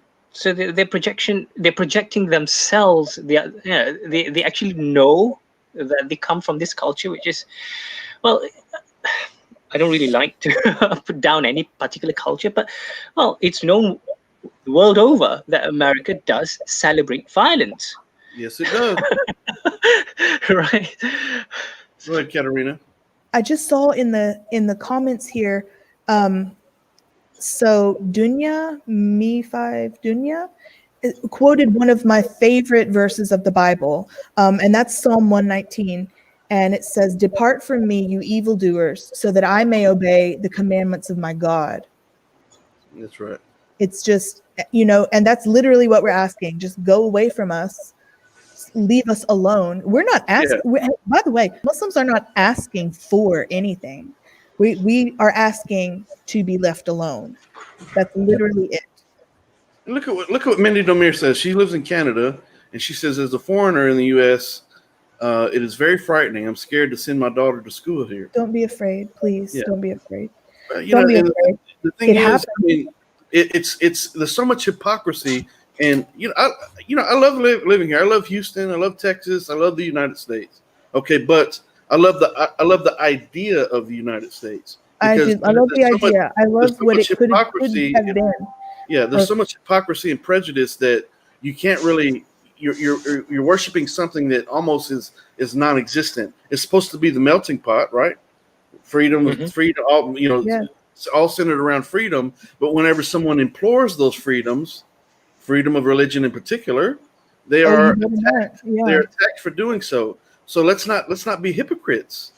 Let's not be hypocrites. I mean, alhamdulillah, brother Abu Yazid. Assalamu alaikum, brother. How are you? Assalamu alaikum. Abu Yazid.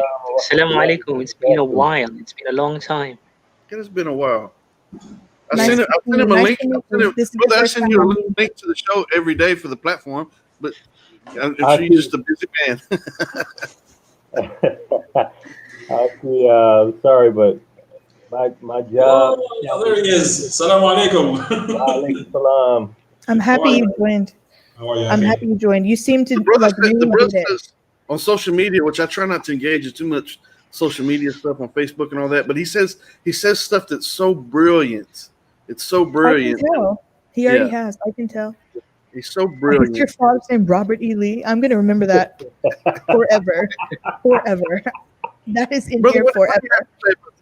This stuff. I mean, it's running rampant. It drives me crazy when someone tries to make the claim that the word Islamophobia is a made up word. It doesn't exist. You gave the correct information. You gave the correct information. You gave the correct information. The word goes back to the early 1900s. It was like coined by like a British guy or something like that. I can't remember Yeah, exactly. Yeah, so yeah. I'll give you his name here.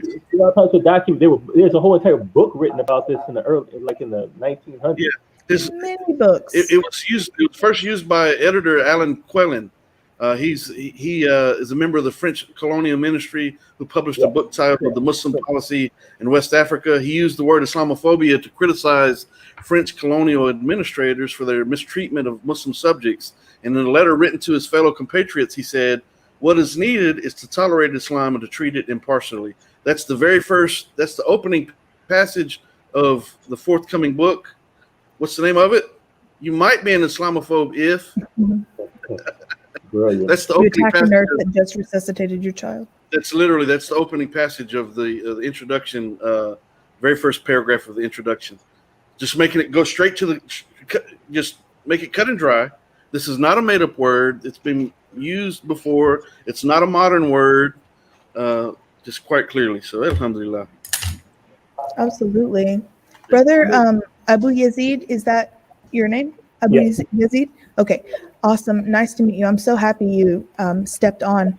So I want to specifically ask you a question. You're African American, correct? Yes.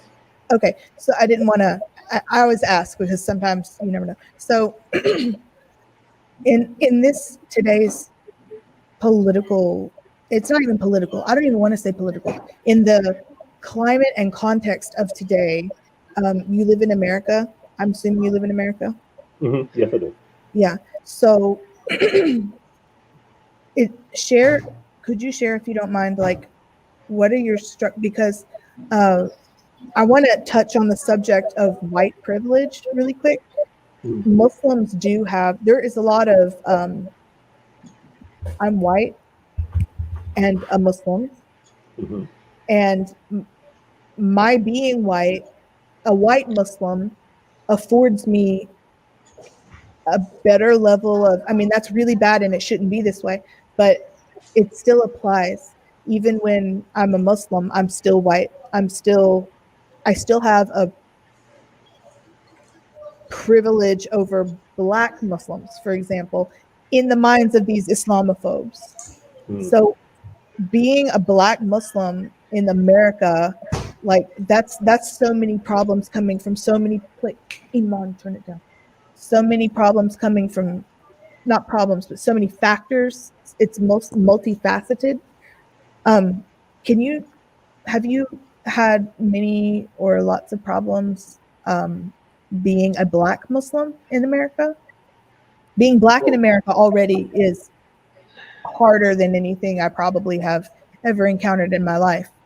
Just being Black in America, and I want to take a minute to say that, like, I am a supporter of Black Lives Matter and always have been, and Islam is too. You know that. So, but America sucks. It truly does sometimes with this aspect. Being a Black person and then being a Muslim, they probably just hate you like 1,000 times more. Yeah.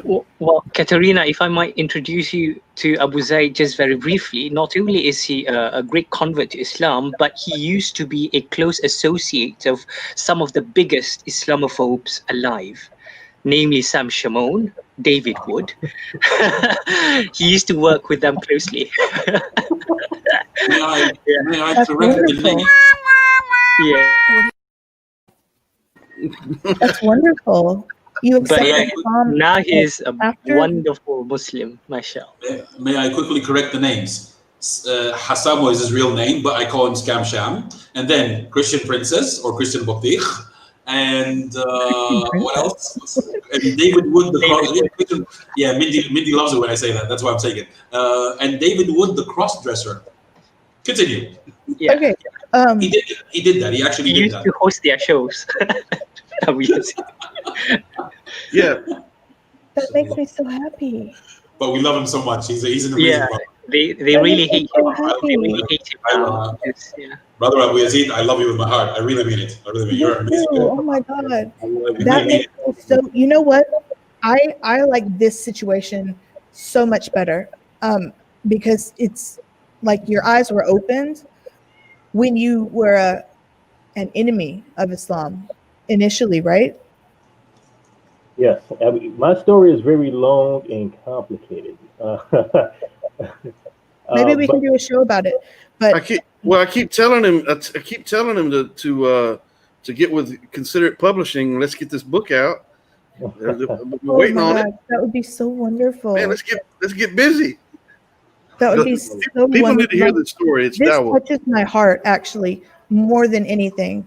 Like more than anything else is when somebody is set out to hurt Islam or to, you can't hurt Islam, but as an opponent of Islam, and then they actually study Islam and they're like, oh my goodness, this is the right path. That's how so many converts are produced really in America, because I wasn't anti-Islam. My story is not as fun as others. Like I just took a college class and got a little exposure. I grew up very privileged, extremely privileged, and I never had encountered a Muslim that I knew of. Let me say Sister that I Katarina, knew of. matter of fact, y'all can hear Sister Katarina's Reasons to Revert story on the channel. Just go Yeah, look through the. oh yeah, I you'll did talk see. about that. I forgot. Yeah, yeah. So, And Brother Yazid, Abu Yazid, talk to us. Okay. So what I'm interested in, I want to ask you a specific question about your treatment as a black Christian versus a black Muslim in the United States. that's the question. Yeah, that's what I was trying to say. So one, there's an article I posted on my Facebook page actually, where a white sister wrote a article about her experience wearing the hijab and losing her white privilege, as she called it. Do you think it's lost though? It's not completely lost, but she talks about how when when she has her hijab on, It's different. people don't see her as quote unquote white. No, they don't. They They see her don't. as Even this though I'm Muslim. white, Yeah. like Yeah. So she's treated differently, and she Yeah. said a story that she, for the first time, she was able to see things that she wasn't able to see previously. So she tells a story about how she had a classmate who was being disciplined by the teacher and told to go to the principal. And while the young man was walking out of the class, he was African American. He said, "You're only doing this because I'm black." And she said to herself, "Oh, stop complaining. You know, it has nothing to do with you being black." And then she says, now that she wears the hijab, she understands the microaggressions that oh people yeah, face. and macroaggressions. It might be macro and micro. Yes, Your situation was definitely macro. and that's But not the only one. Can you believe it? God. yeah, but as far as privilege, everybody has some type of privilege. You know, being a male, I have privilege, but being an African Yeah, that's true. American male gives me, maybe some setbacks. I mean, it would be great if we could all take the attitude of the Prophet Muhammad sallallahu alaihi wasallam, Sallallahu alaihi wasallam. advise us that that a white has no advantage over a black, and a black has no advantage over a white, and we could each look at each other as human beings. And if we were going to judge at all, we would judge people based on their character. But we just have not arrived at that point yet in this world. And I think a lot of white people, and I kind of hate using the term white because who is white and who is black? I'm not black. I'm brown. I know. I am. Yeah. But a lot of quote unquote white people, they just don't, because human beings, we're just conditioned to have groupthink and to fall in line with our group. I know. Yeah. Sometimes I told my sister once, we're kind of like we're talking cows. We follow the herd. That's true. That's a good follow point. the herd and do what. So if you're white, you're just going to follow behind what the average white person thinks and behaves. So you're Yep. not going to even, like Brother Kenny said, he told one person that about people using the word jihad to mean terrorist. And he said, I've never heard anybody say that before. And you hear that so many times, like, like I've never seen racism before. Like, Yeah, it's absurd. It's literally happening every single it's second. everywhere. Like, It's in every human. It's horrible. But your story touches me so much. Like, for real. That is what I'm talking about. That is the reason personally that I like to give dawah, because it may not reach, everyone, but it might reach someone, and it might inspire someone to, just as our show is called, consider Islam. Mhm. And that's literally, you're like a living example of what this is all about. I mean, honestly and seriously, that's so commendable, because you had to take not only steps to, like, you had to come down. This is like hating Islam. You had to come down from here first before you started going this way. And I'm sure that took a lot of additional, fortitude and more, I don't know, like when you decondition yourself, when you unpack, that's what I'm trying to say. When you unpack that bias, in your case, it was against Muslims. The unpacking process is a very, very painstaking, deep process. And then not only that, but not only just to see Muslims as, fine and good people and stuff, but then you started, like, that touches my heart so much. That's what it's all about. All the credit goes to Allah subhanahu wa ta'ala. None of it goes to me. For me to be, the situation when I became Muslim, I knew that I was going to catch a whole lot of flack and a whole lot of heat, on which I did.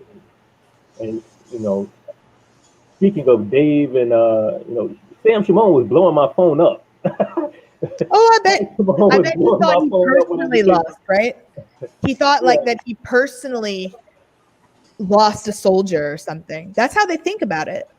Yeah. You saying he was blowing your phone up after he found out that you accepted Islam? Yeah. Yeah. And I've told the situation where I was in a room with three pastors by myself, and we had a little debate. That was interesting. But I bet. oh yeah, and the whole thing, it was the strength to do it, the ability to do it came from Allah. It would never have came from me. First from Allah.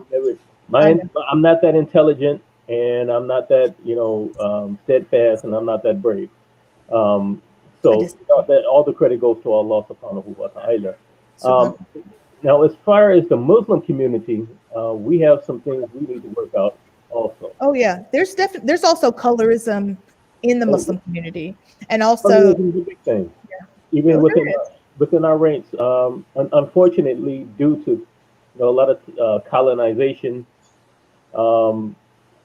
where the European powers, they set up they set up color hierarchies.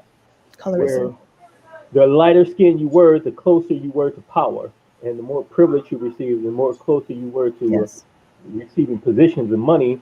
And the darker you were, the less access you had to money, privilege, and position. So of course, race. I heard someone say the race is directly tied in with class, and it is. It is. No matter how much people want to say it's not, it is. Yes, it is. Sure is. So the darker you are, the more likely you are to be lower class in any given society. And the lighter you are, the more likely you are to be closer to a higher class, or even just be able to get into the middle class in any given society. So of course, and it's going to be that people want to be lighter, because nobody wants to be poor. Nobody wants to be the bottom of a society. So we see this all across the world, whether it's South Asia, whether it's Asia, Africa, all around the world, people using skin creams and lightening, trying fair and lovely, and people be putting acid on their skin. I don't know if there's a real famous baseball player. I can't remember his name. He's from Sammy Sosa. Sammy Sosa. Have you Oh ever yeah, seen he Sammy bleached Sosa? himself. Yeah. Yeah, that's He bleached disturbing. himself for That's sure. really disturbing. So, and it plays out in the masjid where sometimes where I think all reverts experience a hard time in a lot of the masjids, Oh yeah. unfortunately. Yeah. But sometimes there, some of our brothers uh, from the Middle East and South Asia, there's almost a glorification of white skin. It's Oh, kind of it's true. It's that's kind of disturbing. disturbing also, um, and it kind of and a discrimination towards darker skin.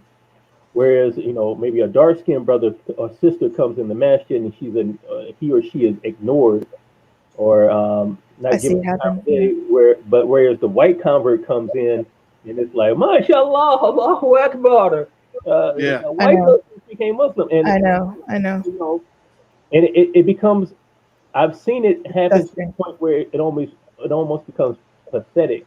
and Where it's almost Not like, almost. It is I don't pathetic. mean to interrupt you, but that's kind of the driving force behind what I do on a personal level. I try to, because I know that exists. So to Mhm. counter that issue, what I try to do is, as a white Muslim, I try to speak up for people of color, the Muslims of color that are more reluctant to do so. So I try to earn, if we can, if that makes sense to you. I try to earn that position by saying, okay, I'm gonna fight a battle that maybe they may be reluctant to fight because it's much harder on them than it is me.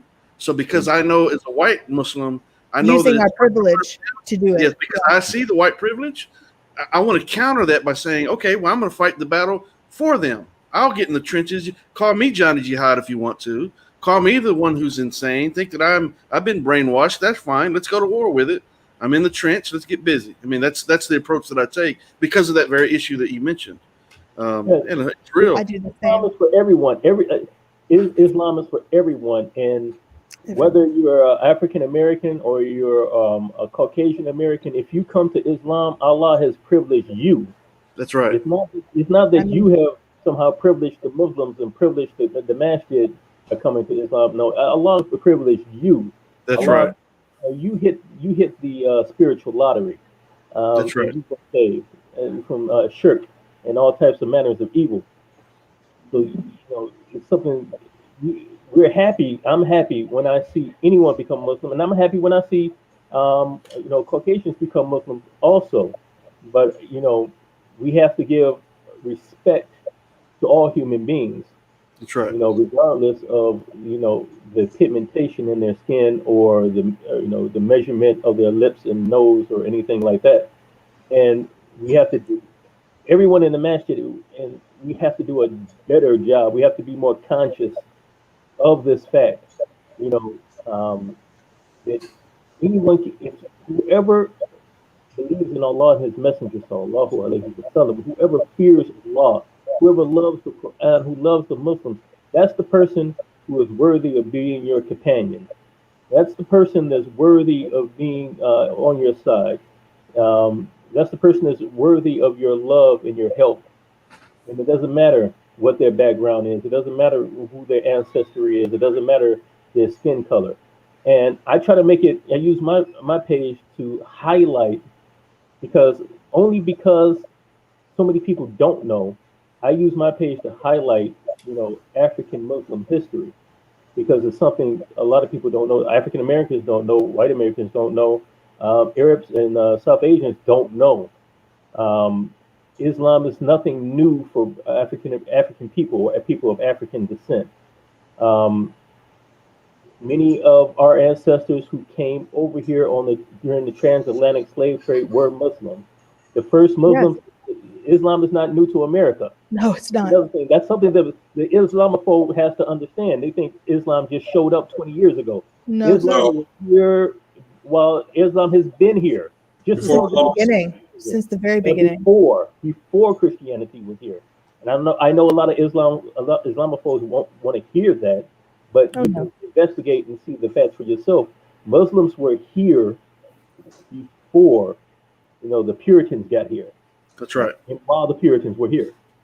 Um, I think even uh, uh, Barack Obama made a statement, and he has problematic things, but he made a statement that was true when he highlighted this, that Islamic history goes back to the founding of this nation. That's right. Islam is just as American as Christianity or Judaism or any other religion. It is not alien. It is not foreign. No. It's not some foreign force that is quote unquote coming in to replace anyone or to take over or that needs to be feared or contained or dealt with in some type of aggressive manner. And this is something people need to understand, and we have to be very patient and give them the dawah and help them to understand it. Just like our role model, the Prophet Sallallahu Alaihi Wasallam and his companions did. They left a roadmap for us to follow. That's right. That's true. Absolutely. I'm just noticing. I see one of my friends, Rebecca Schaefer. She's commenting. I didn't see that before. Assalamu alaikum, Rebecca. She's another. She's a revert. She's been a revert for a long time, maybe 20 years or so. Wow. Yeah, she's in the chat. I'm using my phone and to see the comments. Who is this person? Neo Harbson. Who is that? Do we know that person? No, we don't know that person, but seems to be a Muslim. But they're going back and Because forth. he is actually kind of going at my friend here. Yeah.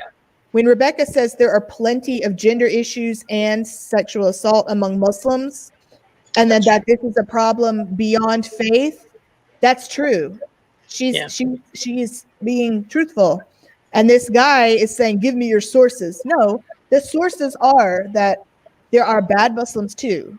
Yeah. And us not acknowledging that is problematic, because we're not painting a mask of like that Islam has only good people in it all the time, and that no problems like racism or abuse or anything like that happens with Muslims. Well, no, that's not true. Any logically thinking person knows that transcends religion, that transcends race, and gender. So we can't, let's not deny that there's problems with Muslims too, because there are.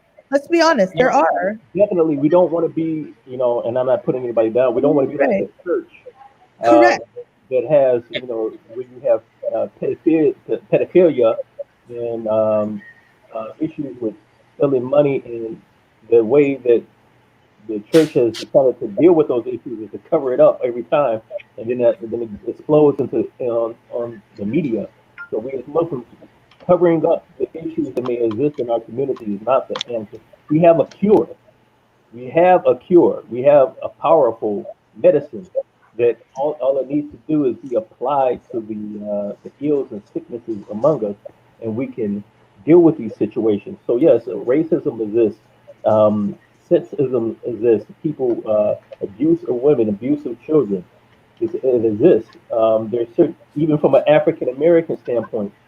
But one of the things that blocks the dawah in the African American community is the behavior of some Muslims when they come into the African American community. So we see certain individuals who own markets and stores in predominantly black communities, and they're selling alcohol, they're selling pork, they're selling condoms, they're selling pornography to people. And they're not giving anyone dawah. You're giving people alcohol and pork. You're not giving them any dawah. So you can have someone sits there and has a store for 20 years and never says anything about Islam, never gives anybody dawah, but you're selling them things that are going to send them to the hellfire and destroy their life here in this life and send them to the hellfire. And that creates animosity and distrust. among the people. So when you try to go to them and tell them about Islam, Islam is great. They're gonna first thing they're gonna think about is the only Muslim they have come in contact with, and if the only Muslims they came in contact with exploited them and exploited their neighborhood for money and capitalism, then they're not gonna have a good opinion about Islam. That's right. That's right. Yeah, alhamdulillah. That's yeah. I've seen some of your posts about that, about walking in and you got guys, these Muslim brothers that are selling all these CDs with all this foul language on it. All and it's. I mean, it's. Listen, man. Look, if you, alhamdulillah, we make mistakes, but we have to think deeper than that and realize that you're doing yourself a great injustice. You're trading the dunya. You're trading this life for what's happening in the next. You're going to be held accountable for that. All those people that you fed this poison to, of various sorts, all these various types of poison, you're going to answer for it. And where is the dawah? Where is the dawah? You're doing anti-dawah. I mean, my goodness gracious. Use your brain. Right. Yeah. I just couldn't. And there are some good store owners, but there's a lot of bad ones. And me personally, I couldn't possibly think if I owned a store and I knew all my customers, 98% of my customers were non-Muslim, and I'm Muslim and practicing. How could I could have a store for 5, 10, 20, 30 years and never have given anyone dawah, never have. I mean, if you can't do anything else, leave a brochure out on the counter or something. If that's all you can do, but to do nothing, to hoard Islam to yourself as if it's your cultural right. That Islam is your cultural right. It belongs to you and anyone who is like you or looks like you, and it doesn't belong to anyone else. That's not real Islam. That's not the Quran and Sunnah. That's true. That's right. That is so true. And let's not, I want to just say one more time, we're not pretending that there are not problems with Muslims as well. We're not out here, we're talking about Islam as a religion. And there's a difference between a religion and the followers of the religion. The religion is perfect, but that doesn't mean that Muslims, each individual Muslim everywhere is acting perfectly. It doesn't mean they're necessarily even a good person. There are Muslims who are bad people too. And none of us are pretending that there's not. And yes, of course, that's another topic for another day. But I want to assure everybody listening that we're not putting on a facade and trying to say that Muslims are perfect. Because the truth is that humans are not perfect. Humans have problems. People, this happens within the Muslim ummah. Ummah means the group of Muslims. And it also happens in, any other group of people. You have good people and bad people. So I see this neo person picking at my friend Rebecca, and she's saying that there are problems within the ummah, which is true. And he's picking on her, saying, no, give me your sources. No. That's stupid to say that there's not problems within the ummah. So I wanted to address him verbally right here. Yeah. And I want you to stop doing that, Neo, whoever you are. Stop. The non-Muslims and the Muslims have to understand that God is perfect. Absolutely. Perfect. Yeah. Absolutely perfect. And the reason we didn't come to Islam because Muslims are perfect and that all Muslims are just, every Muslim is not Malcolm X. Every Muslim is not Aisha. All Muslims are the best of the Ummah. We didn't come for that, but we came because of the perfection, the perfect concept of Tawheed, the absolute oneness of Allah. The brother Akil, if anybody knows him, I had a debate with Akil. I had 2 debates with Akil. And one of the debates I did with the brother was on the topic of the nature of God, and that really started me on my journey because I felt like I needed to do more research to be able to refute him concerning his rejection of the Trinity and whatnot. And it was through that, partially through that, that I was able to, come to a point where I rejected the doctrine of the Trinity. Because there is no way I can make heads or tails of the doctrine. I could not justify the doctrine in any way. The doctrine cannot be completely explained. It has to be believed by faith. Whereas, the conception of Tawheed, the oneness of Allah or God, as we would say in English, it's something that anyone can understand. In fact, a child can understand it. And They do. yes, you wouldn't even have to sit and explain to a child. They can automatically, easily understand it. A poor person can understand it. A rich person can understand Yes. it. An uneducated person, a Princeton graduate can understand it. It's universal for everyone. Whereas other beliefs, not so much. I was just watching a documentary and it had some individuals who were Hindu, and trying to make heads or tails of the Hindu doctrine, where you have the concept of the Hindus do believe in God, they believe in a creator, but to have this idea that of omnipresence, where God is everywhere, thus God is in everything. You can have idols which contain some of the essence of God, and thus you worship the idol, and you're worshiping God. These type of concepts, you believe it, but you don't understand it. I don't want to use the word in an offensive way, but it's almost like a myth. It's like a person who believes in the horoscope.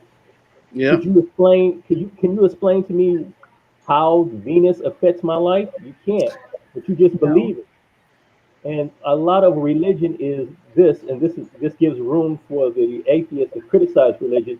Yes. It's mindless belief. For not being logical. Exactly. You're not being reasonable. You're not being logical. You're not being rational. But the Quran is the only holy book that I have seen, and I've seen the various holy books that require a person to reason and to think. It questions your thought process. It implores the reader, consider it, think about it. It does. The Quran doesn't say, you're bad if you don't believe this. The Quran doesn't say anything like that. Instead, it over and over and over again says, ponder over this, think about this.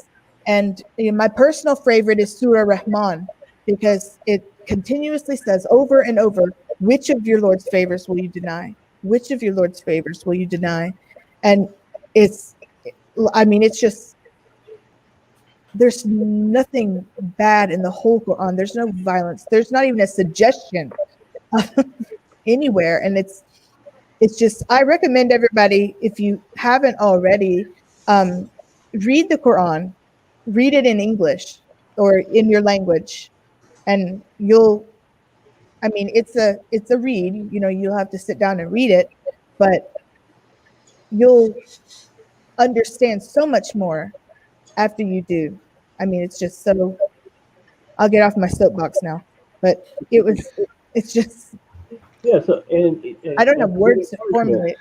People should read the Quran. Stop listening to people like David Wood and tell you about the Quran, or Christian Prince tell you about the Quran. Read the Quran for yourself. You're a reader, not a repeater. That's right. I said it for him. and as far as I'm concerned, if you sit down and read the whole entire Quran, and you tell me the only thing you got out of it is, what about it saying, kill the infidel wherever you find them? That's your attention. Except that there's something wrong with you. There's something going on with you. That's right. You might be an Islamophobe. If that's the way you think and function, you might be an Islamophobe. It doesn't mean you are, but you might be. When you read something and then you think that this something is to the whole world, but you think that it's applying just to you. That's a problem. That's not normal. That's wrong. You know, And this Islamophobe once said something I found very ridiculous in a debate I had with him. It wasn't an official debate. He turned around and he said, "Thank God." Look what he said. "Thank God that most Muslims do not follow the Quran letter for letter. Otherwise, we would have many more problems." I said, "On the contrary, it's because most if Muslims only we follow did. If the only we all Quran. did. It's yeah, I'm losing my train of thought.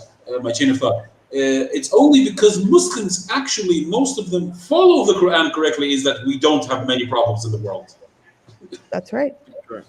If we all did, if all the Muslims did, It's the opposite. right. Yeah. It's totally the opposite. There's nothing, nothing at all. You've been So on, you've been quiet. What's on your mind over there? Oh yeah, I'm just looking at some stuff and thinking about some things. But the conversation that's going on is wonderful. Absolutely. There's hardly anything that I can add that would make it more beneficial than it already is. But just very quickly aside, Ghazi, I think the Muslim Ummah has had issues since the beginning, right? If like if everyone. you actually read the history, the unblemished, the non-whitewashed history of Muslims, then you will see that the Ummah has had problems since the very beginning, right? When the Prophet Muhammad sallallahu alaihi wasallam passed away, we know what happened. Yes. It became very bad. Omar, Uthman, Ali, they were assassinated, and horribly so, right, by the Ummah. These were the leaders of the Muslims, our Imams. And it just continued. And of course, the Prophet Muhammad ﷺ actually foresaw this. He foretold these things, and we know of the narrations. And again, Muslims are not perfect, obviously, but the religion, definitely, because it comes from perfection. God is perfection. Absolutely. Mhm. And that's the whole issue about the Ummah. You know, the issues within the Ummah itself. A lot addresses it in numerous places, but one of the key surahs is Surah Asr. By the gift of time, surely mankind is in loss, except for those who do good righteous deeds. And then what's the next thing it says? It says, and who guide one another to the truth and perseverance. So this is actually addressed in a time when the Muslims are actually having some friction, and the verses are revealed saying, be patient in dealing with one another, be patient, work these things out, use wisdom, seek knowledge, seek the truth, be patient, work with one another. And that's what, if you study the tafsir of Surah Asr, 3 verses, but so much wisdom in them. So that's what it was addressing, those issues. Look at the non-Muslim. Look at some of the most pressing issues that we're having in America today. COVID-19, right? We've been plagued with this. We went into lockdown, and we started to reopen with the intention of saving the economy. And now We're worse. areas are going back into lockdown. We're going back into a second wave in the middle of the summer, when they predicted the second wave wouldn't come into the winter. If we had used Islam, we could have avoided this Exactly. incident. That's Because right. one of the things that you learn from the usul of the Sharia is the preservation of life. The preservation of life takes precedence, even to the point we talked about pork earlier. How as Muslims we don't eat pork, just like some of the biblical figures in your Bible. But if a person was in a situation where they had nothing to eat, and it was a life and death situation, they could eat pork. Yeah. And Allah is not going to punish them or hold it against them, because the preservation of life takes precedence in that situation. So maybe if our leaders had this Sharia principle of preservation of life, we would have put all our resources and manpower that we have in one of the most prosperous nations in the world to preserve life first. We would have been concerned about preserving life, no matter what the percentage of infection is, no matter what the percentage of people who died from the infection is. We would have put those resources to preserving life, because there's a lot of things that go behind the whole COVID situation, which goes into maybe the second or just as equal issue that's going on in our nation, and that's what we've been talking about already. That is racism. Yeah.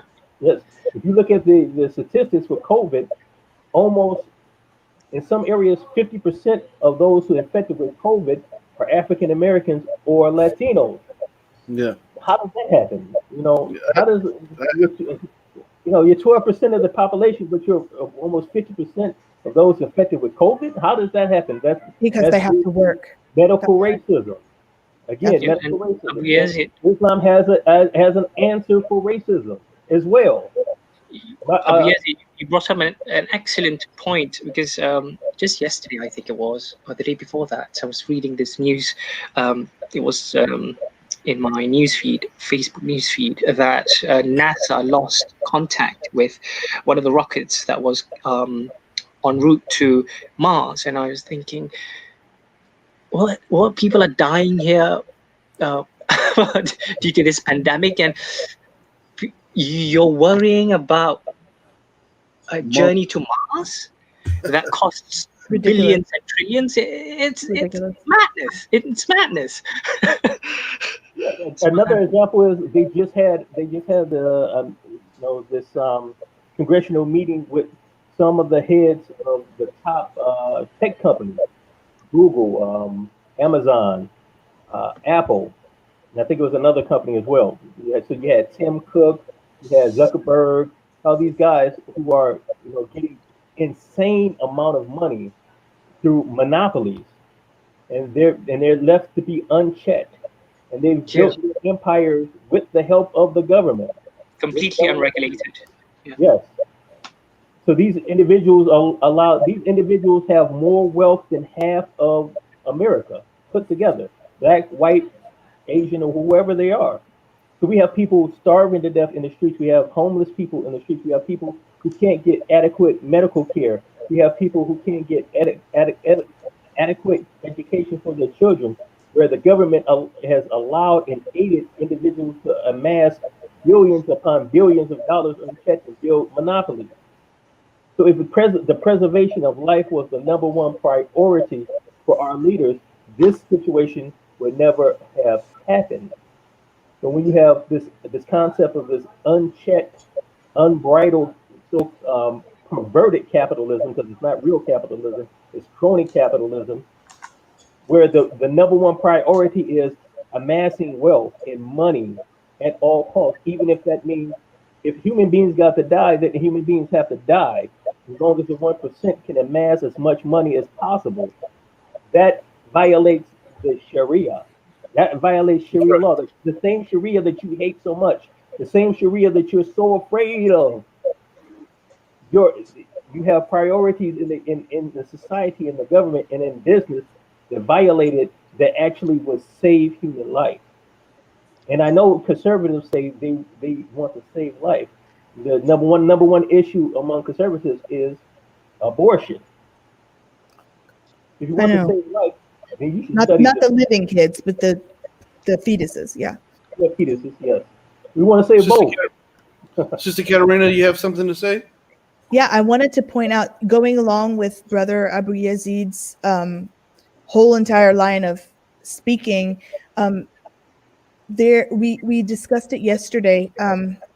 Is it a hadith? I believe it's a hadith, or I'm pretty sure it's a hadith, but fact check me on it. Where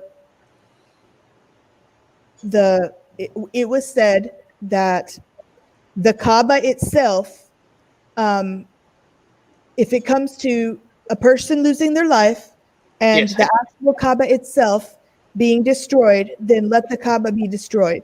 yes, Because hadith. one life is more important. Authentic. We value life. One Yeah. life is more important than our most holy site. So Yes. put that into perspective. Our most holy site that we make pilgrimage to, one person dying is more valuable than the entire place. So if that's not valuing life, then tell me something else. Like, That's right. that's valuing life.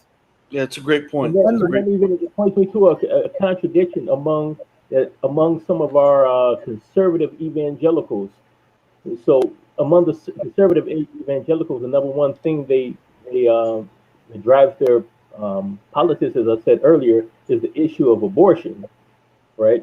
So they're vehemently against abortion, and as a Muslim, I'm against abortion also, except under certain medical situations that are spelled out in Sharia law. Um, but these same people refuse to wear a mask so that other people who are susceptible to COVID won't be affected. So it's a contradiction inside your thinking. There's a Yeah, contradiction exactly. in your heart, in the way that you reason, and in your religion, in your ideology. No, it's really senseless. I see these videos of people are distributing the mask, and these elderly women, they're refusing the mask. They say, no, this it's my right not to wear the mask. I say, what's Yeah. wrong with you? I Yeah, mean, so really, my right to not wear a mask, my right to not be told what to do when I go into the dollar store, you know, Trump's maybe possibly saving someone's life or stopping the spread of a disease, not even if possibly, directly. directly, yes. Yeah, So And there's if you save one life, it's as if you've saved all of humankind. And if you destroy exactly. one life, it's as if you've destroyed all of humankind. If you put All that of in mankind. context and think about that, I mean, my goodness gracious, you can't take a few moments of not that much discomfort. It's not that discomforting once you put the mask on. You know, obviously none of us want to wear it, but it's not so burdensome that it's a problem. I mean, and if it's better for your not only yourself but anyone that you come in contact with, my goodness, stop being so selfish. Put the Fish. mask on and try to help people. Let's try to prevent someone else from getting sick. Use your brain, my goodness gracious. You're I think and America has a mindset that's apocalyptically selfish. No, They would rather destroy everyone than be inconvenienced for a minute. Inconvenienced by wearing. By the way, nurses have been. Can I just say real quick? Nurses have been wearing masks for 200 years. Okay, yeah, so shut up. I mean, for real. right. And the thing is, how long are you wearing that mask when you go into Walmart or the dollar store, like brother? 30 minutes max. You probably gonna be in there. Most people are in there for probably, I don't know, 10 to 12 minutes on average. You know, Right. so you're not gonna be in there very long. Put the And doggone mask on. another When we hypocrisy. wear the masks, and if anybody missed it, I'm a nurse. So I'm an emergency nurse. We wear the masks. We wear an N95, which is a respirator that is fitted to the face. No, there's no opening around here. It's fitted. It's personally fitted, actually. And then on top of that, we wear more coverage, and then a shield, and then yeah, goggles yeah. when we take care of these patients, and we wear those for 12 hours at a time. Minda Would Domer I be says, wrong? I have anxiety and I'm chronic asthmatic. I have no issues wearing a mask. Wear your mask. I There agree is no with issue wearing a mask. A Would I mask be does wrong? not impair any respiratory gas exchange. You know, one of the Yeah, things I've seen a meme. I've seen this meme a couple of times where people are saying the wearing a mask is a plot to install the yeah. niqab. I mean, Uh, for real. well, would I be wrong in saying that for a lot of Americans that refuse to wear the mask, it's misplaced patriotism, that they think that rebelling against authority is I know. a right that they need to Well, uphold. quite That simply, if you tell quite me to simply, do something, it's These infringing same on people my right. feel that it's their patriotic right to rebel against authority, and then will turn around and call people who are protesting against racism. Right. well, yeah, and That's the thing very is, it starts contradiction. with Trump. Most of these Protesting people, police brutality most of these people that are refusing to wear the mask, are the unfortunately, same ones. most of them are white people, by the way. So Yep. it seems, based on on what you see in the news. Of course, we can't always believe that, but nevertheless, it seems that most of these people are Trump supporters, and so they think that by following Trump, who doesn't like wearing the mask, is make that abundantly clear that they're being more patriotic by not wearing the mask. And so Yeah. the people who are How? trying to make them wear the mask are actually the ones that are unpatriotic. Well, in Yeah, fact, It's like they're fighting against some kind of dictatorship. No, you're not gonna take my rights away from me. I don't tell me what to do. I'm gonna do what I want to It's do, don't and that tell me is what what to do. being an American That's is what about. it is. Oh my Yeah, god. there's one video with the lady saying, "We don't have to wear a mask in America." No, it said, "We don't have to wear a mask. We're Americans." That's like, lady, what? Okay, all right. Well, your American self is going to be in a grave, and matter of fact, your children and your parents and all them if you don't wear the mask. So, go ahead. I mean, my goodness, we don't have to wear it. We're Americans. Okay. All right, I can't stand the association. I just can't stand it. I am not proud. Right now, I am not proud to be an American. I'm just Well- I'm being completely honest. I am not proud at the Well- way America is acting. But This is you have to make apocalyptic. Like, you have to make a distinction between America and the United States. America is the land, the United States is the federal government. So I'm proud to be an American. I'm proud of this land because this is where I'm from. And my well, yeah, that part. The United States federal government makes a lot of mistakes. A lot. Absolutely. It's population control at its finest. I go through that thoroughly in the book, Consider Islam Disproving the Patriots of Propaganda. It's all population control. They use your race, primarily first and foremost your race, to implement these agendas and these bills and all these things to keep people in their allotted place in society. And it's just one thing after another. Alhamdulillah, I mean, the people that are calling the shots are the ones that are the very, very ones that are they're acting like they have the solution to the problems when in fact they're actually producing the problems. So That's right. Alhamdulillah. That's right. That's right. And I don't even know what the answer is, honestly. Well, the answer I do. Everything is a test. I mean, and I know, but Islam is the answer. Islam is the answer. You know what the answer is. okay. I meant to the masks. But well, even that, the whole issue about Right, and actually, sheltering in Islam. place. Yeah. Yeah, Sharia law actually tells us. By the way, Sharia law means Islamic law. It's not a special group. It's not the name of like a group, or it means Islamic law. Okay, and what it actually tells us in times of plague, stay in your home.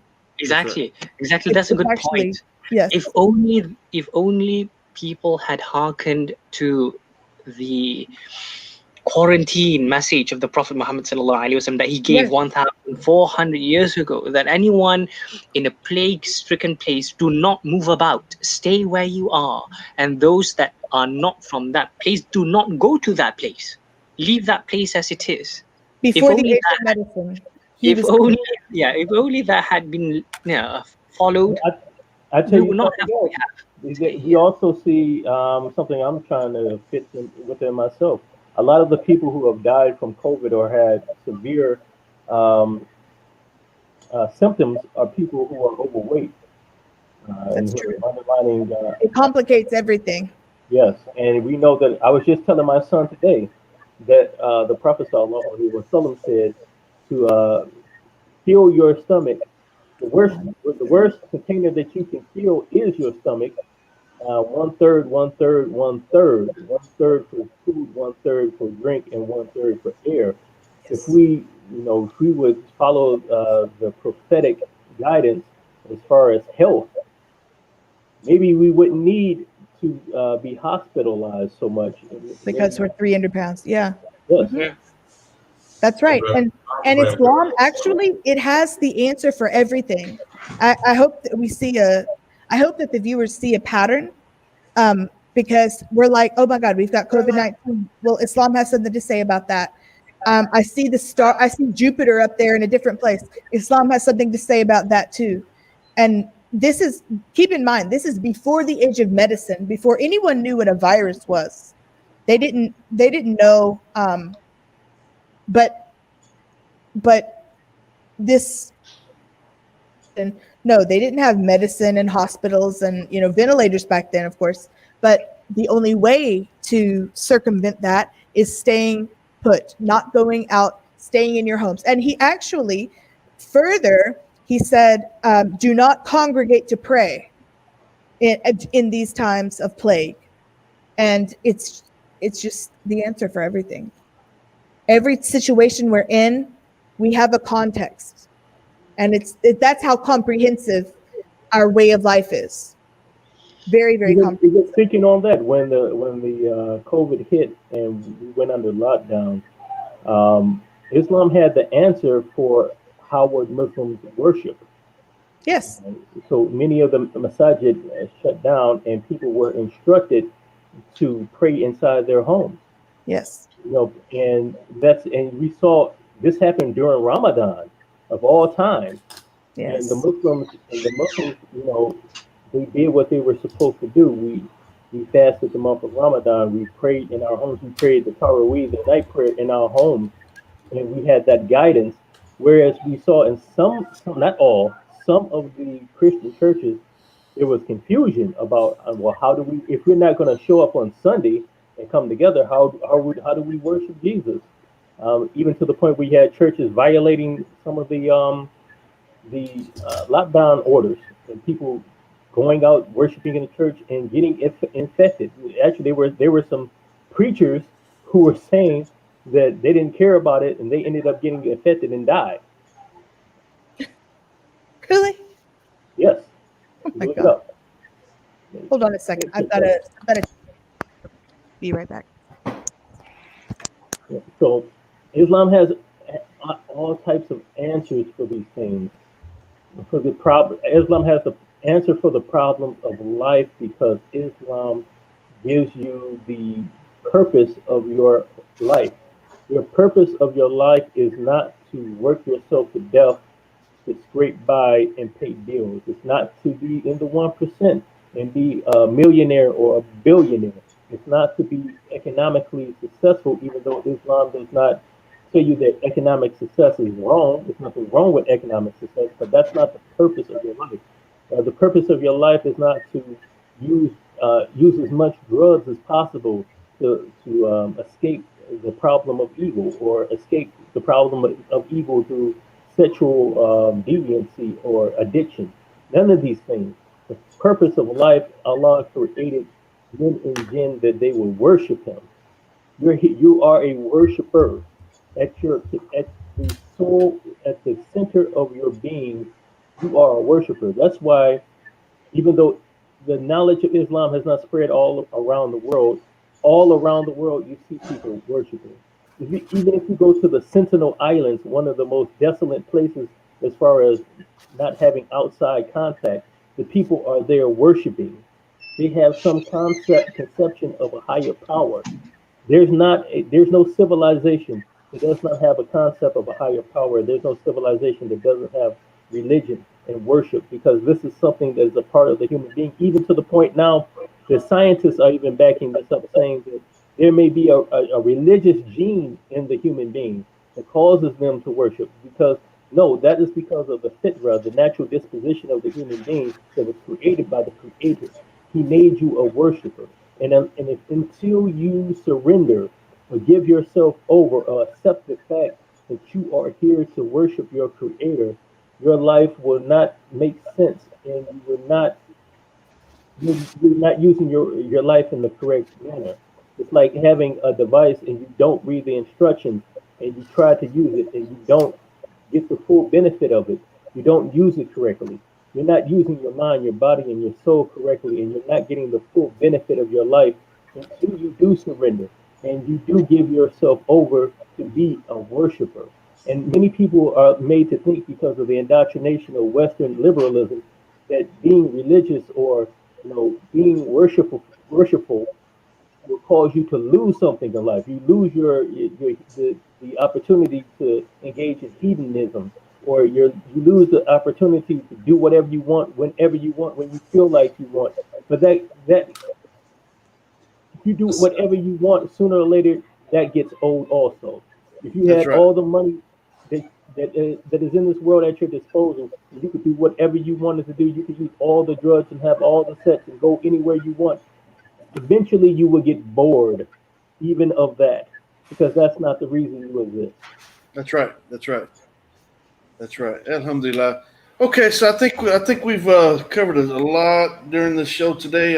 Obviously, we started out with Sister Katarina's story about how she was But attacked. just very quickly, Kenny, to Sure, tag brother. on to what Yazid has said, recent studies have actually indicated that the natural disposition of children is that of theism. If you read the article by Deborah Kellerman, I'm not sure if I'm pronouncing her surname correctly, Kelemen, Kellerman. published by Kellerman. Boston University, are children intuitive theists reasoning about purpose and design in nature? Basically, conclusion is from the studies. So she goes through the contemporary studies on the subject, and conclusion is apparently yes, they are.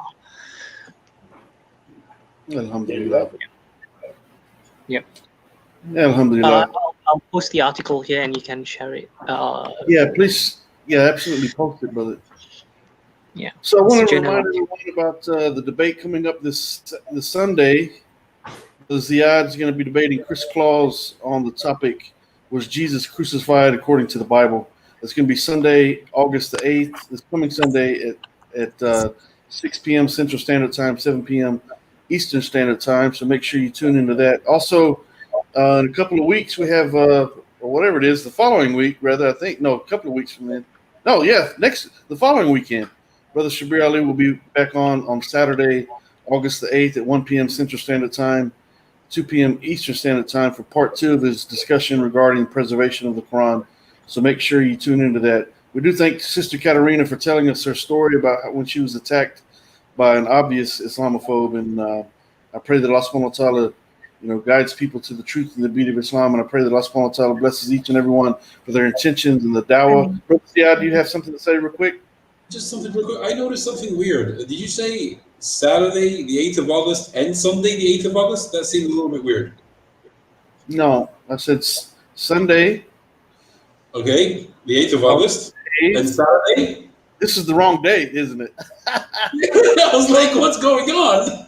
Yeah, you're right. I'm glad you caught that. I noticed that, and I was like, what? Yeah, Okay. so we need to make Sunday, sure. the 2nd of August. The 2nd. Yeah. It's Okay. the 2nd of August. That's I was that's like, what happens when you're doing too much at one time. So I'll fix that. But thanks, brother. So that the debate this Sunday it's the 2nd, August the 2nd. After tomorrow. Yeah. Day after tomorrow, Sunday, August the 2nd, not August the 8th, and I'll get that fixed. Because I was wondering, how could the 8th I need to make sure. Saturday? I need to make sure I said it right for in the platform, but I'll fix it. It's But, okay. yeah, that's Sunday, August the 2nd. Thank you for catching that, brother. Yeah, That's not the first time I've done that, as a matter of fact. it's okay. It's okay. Alhamdulillah. So, yeah, so, The 8th be Saturday and Sunday at the same time. alhamdulillah. And I just said So, it. Well, That's too exactly. late. Exactly. Okay. All right, alhamdulillah. I'm just passing. Okay. Thank you, brother. So, yeah, once again, so the debate is this Sunday, August the 2nd, at 6 p.m. Central Standard Time, 7 p.m. Eastern Standard Time. The following weekend, Dr. Shabir Ali will be on August the 8th at 1 p.m. Central Standard, 1 p.m. Central Standard Time. So, with that being said, thank you everyone for joining the panel and trying to share the truth and the beauty of Islam and dealing with these topics. Obviously, it's something that we believe in. We're Muslims. It is our obligation and our great opportunity to do dawah, to tell people about Islam to the best of our ability. The Prophet, peace be upon him, said, convey from me even if it's one verse. So we are to take our knowledge and try to share our knowledge to the best of our ability. We make mistakes along the way. Those mistakes are ours. As we've clearly stated through the course of the show, Islam is perfect. Human beings are not perfect. All we can do is strive and try to do our best and use the gift that we've been given in order to do so. So I pray that Allah subhanahu wa ta'ala blesses each and every one of us on the day of judgment, be they Muslim and non-Muslim alike. I pray that he has mercy on us, helps us to pass our test. I pray that Allah subhanahu wa ta'ala increases us in knowledge and wisdom and sabr and helps us to implore those into our lives, our daily lives, and realize that when we wake up in the morning, we're being tested with literally each and everything that we encounter throughout the course of the day. Everything is a test, and Islam is indeed the answer for those tests and trials of faith. So with that being said, Assalamu alaikum, rahmatullahi wa barakatuh. Peace be upon everyone. Thank you for joining. Thank you for watching. Thank you for participating in the chat. Alhamdulillah, Rabbil Alameen. I do bear witness, no God other than Allah, and I bear witness that Muhammad sallallahu alaihi wasallam is the final servant, the seal of our prophets. Ashhadu an la ilaha illallah, wa ashhadu anna Muhammadan abduhu wa rasuluh. Assalamu alaikum wa rahmatullahi wa barakatuh. Wa alaikum assalam.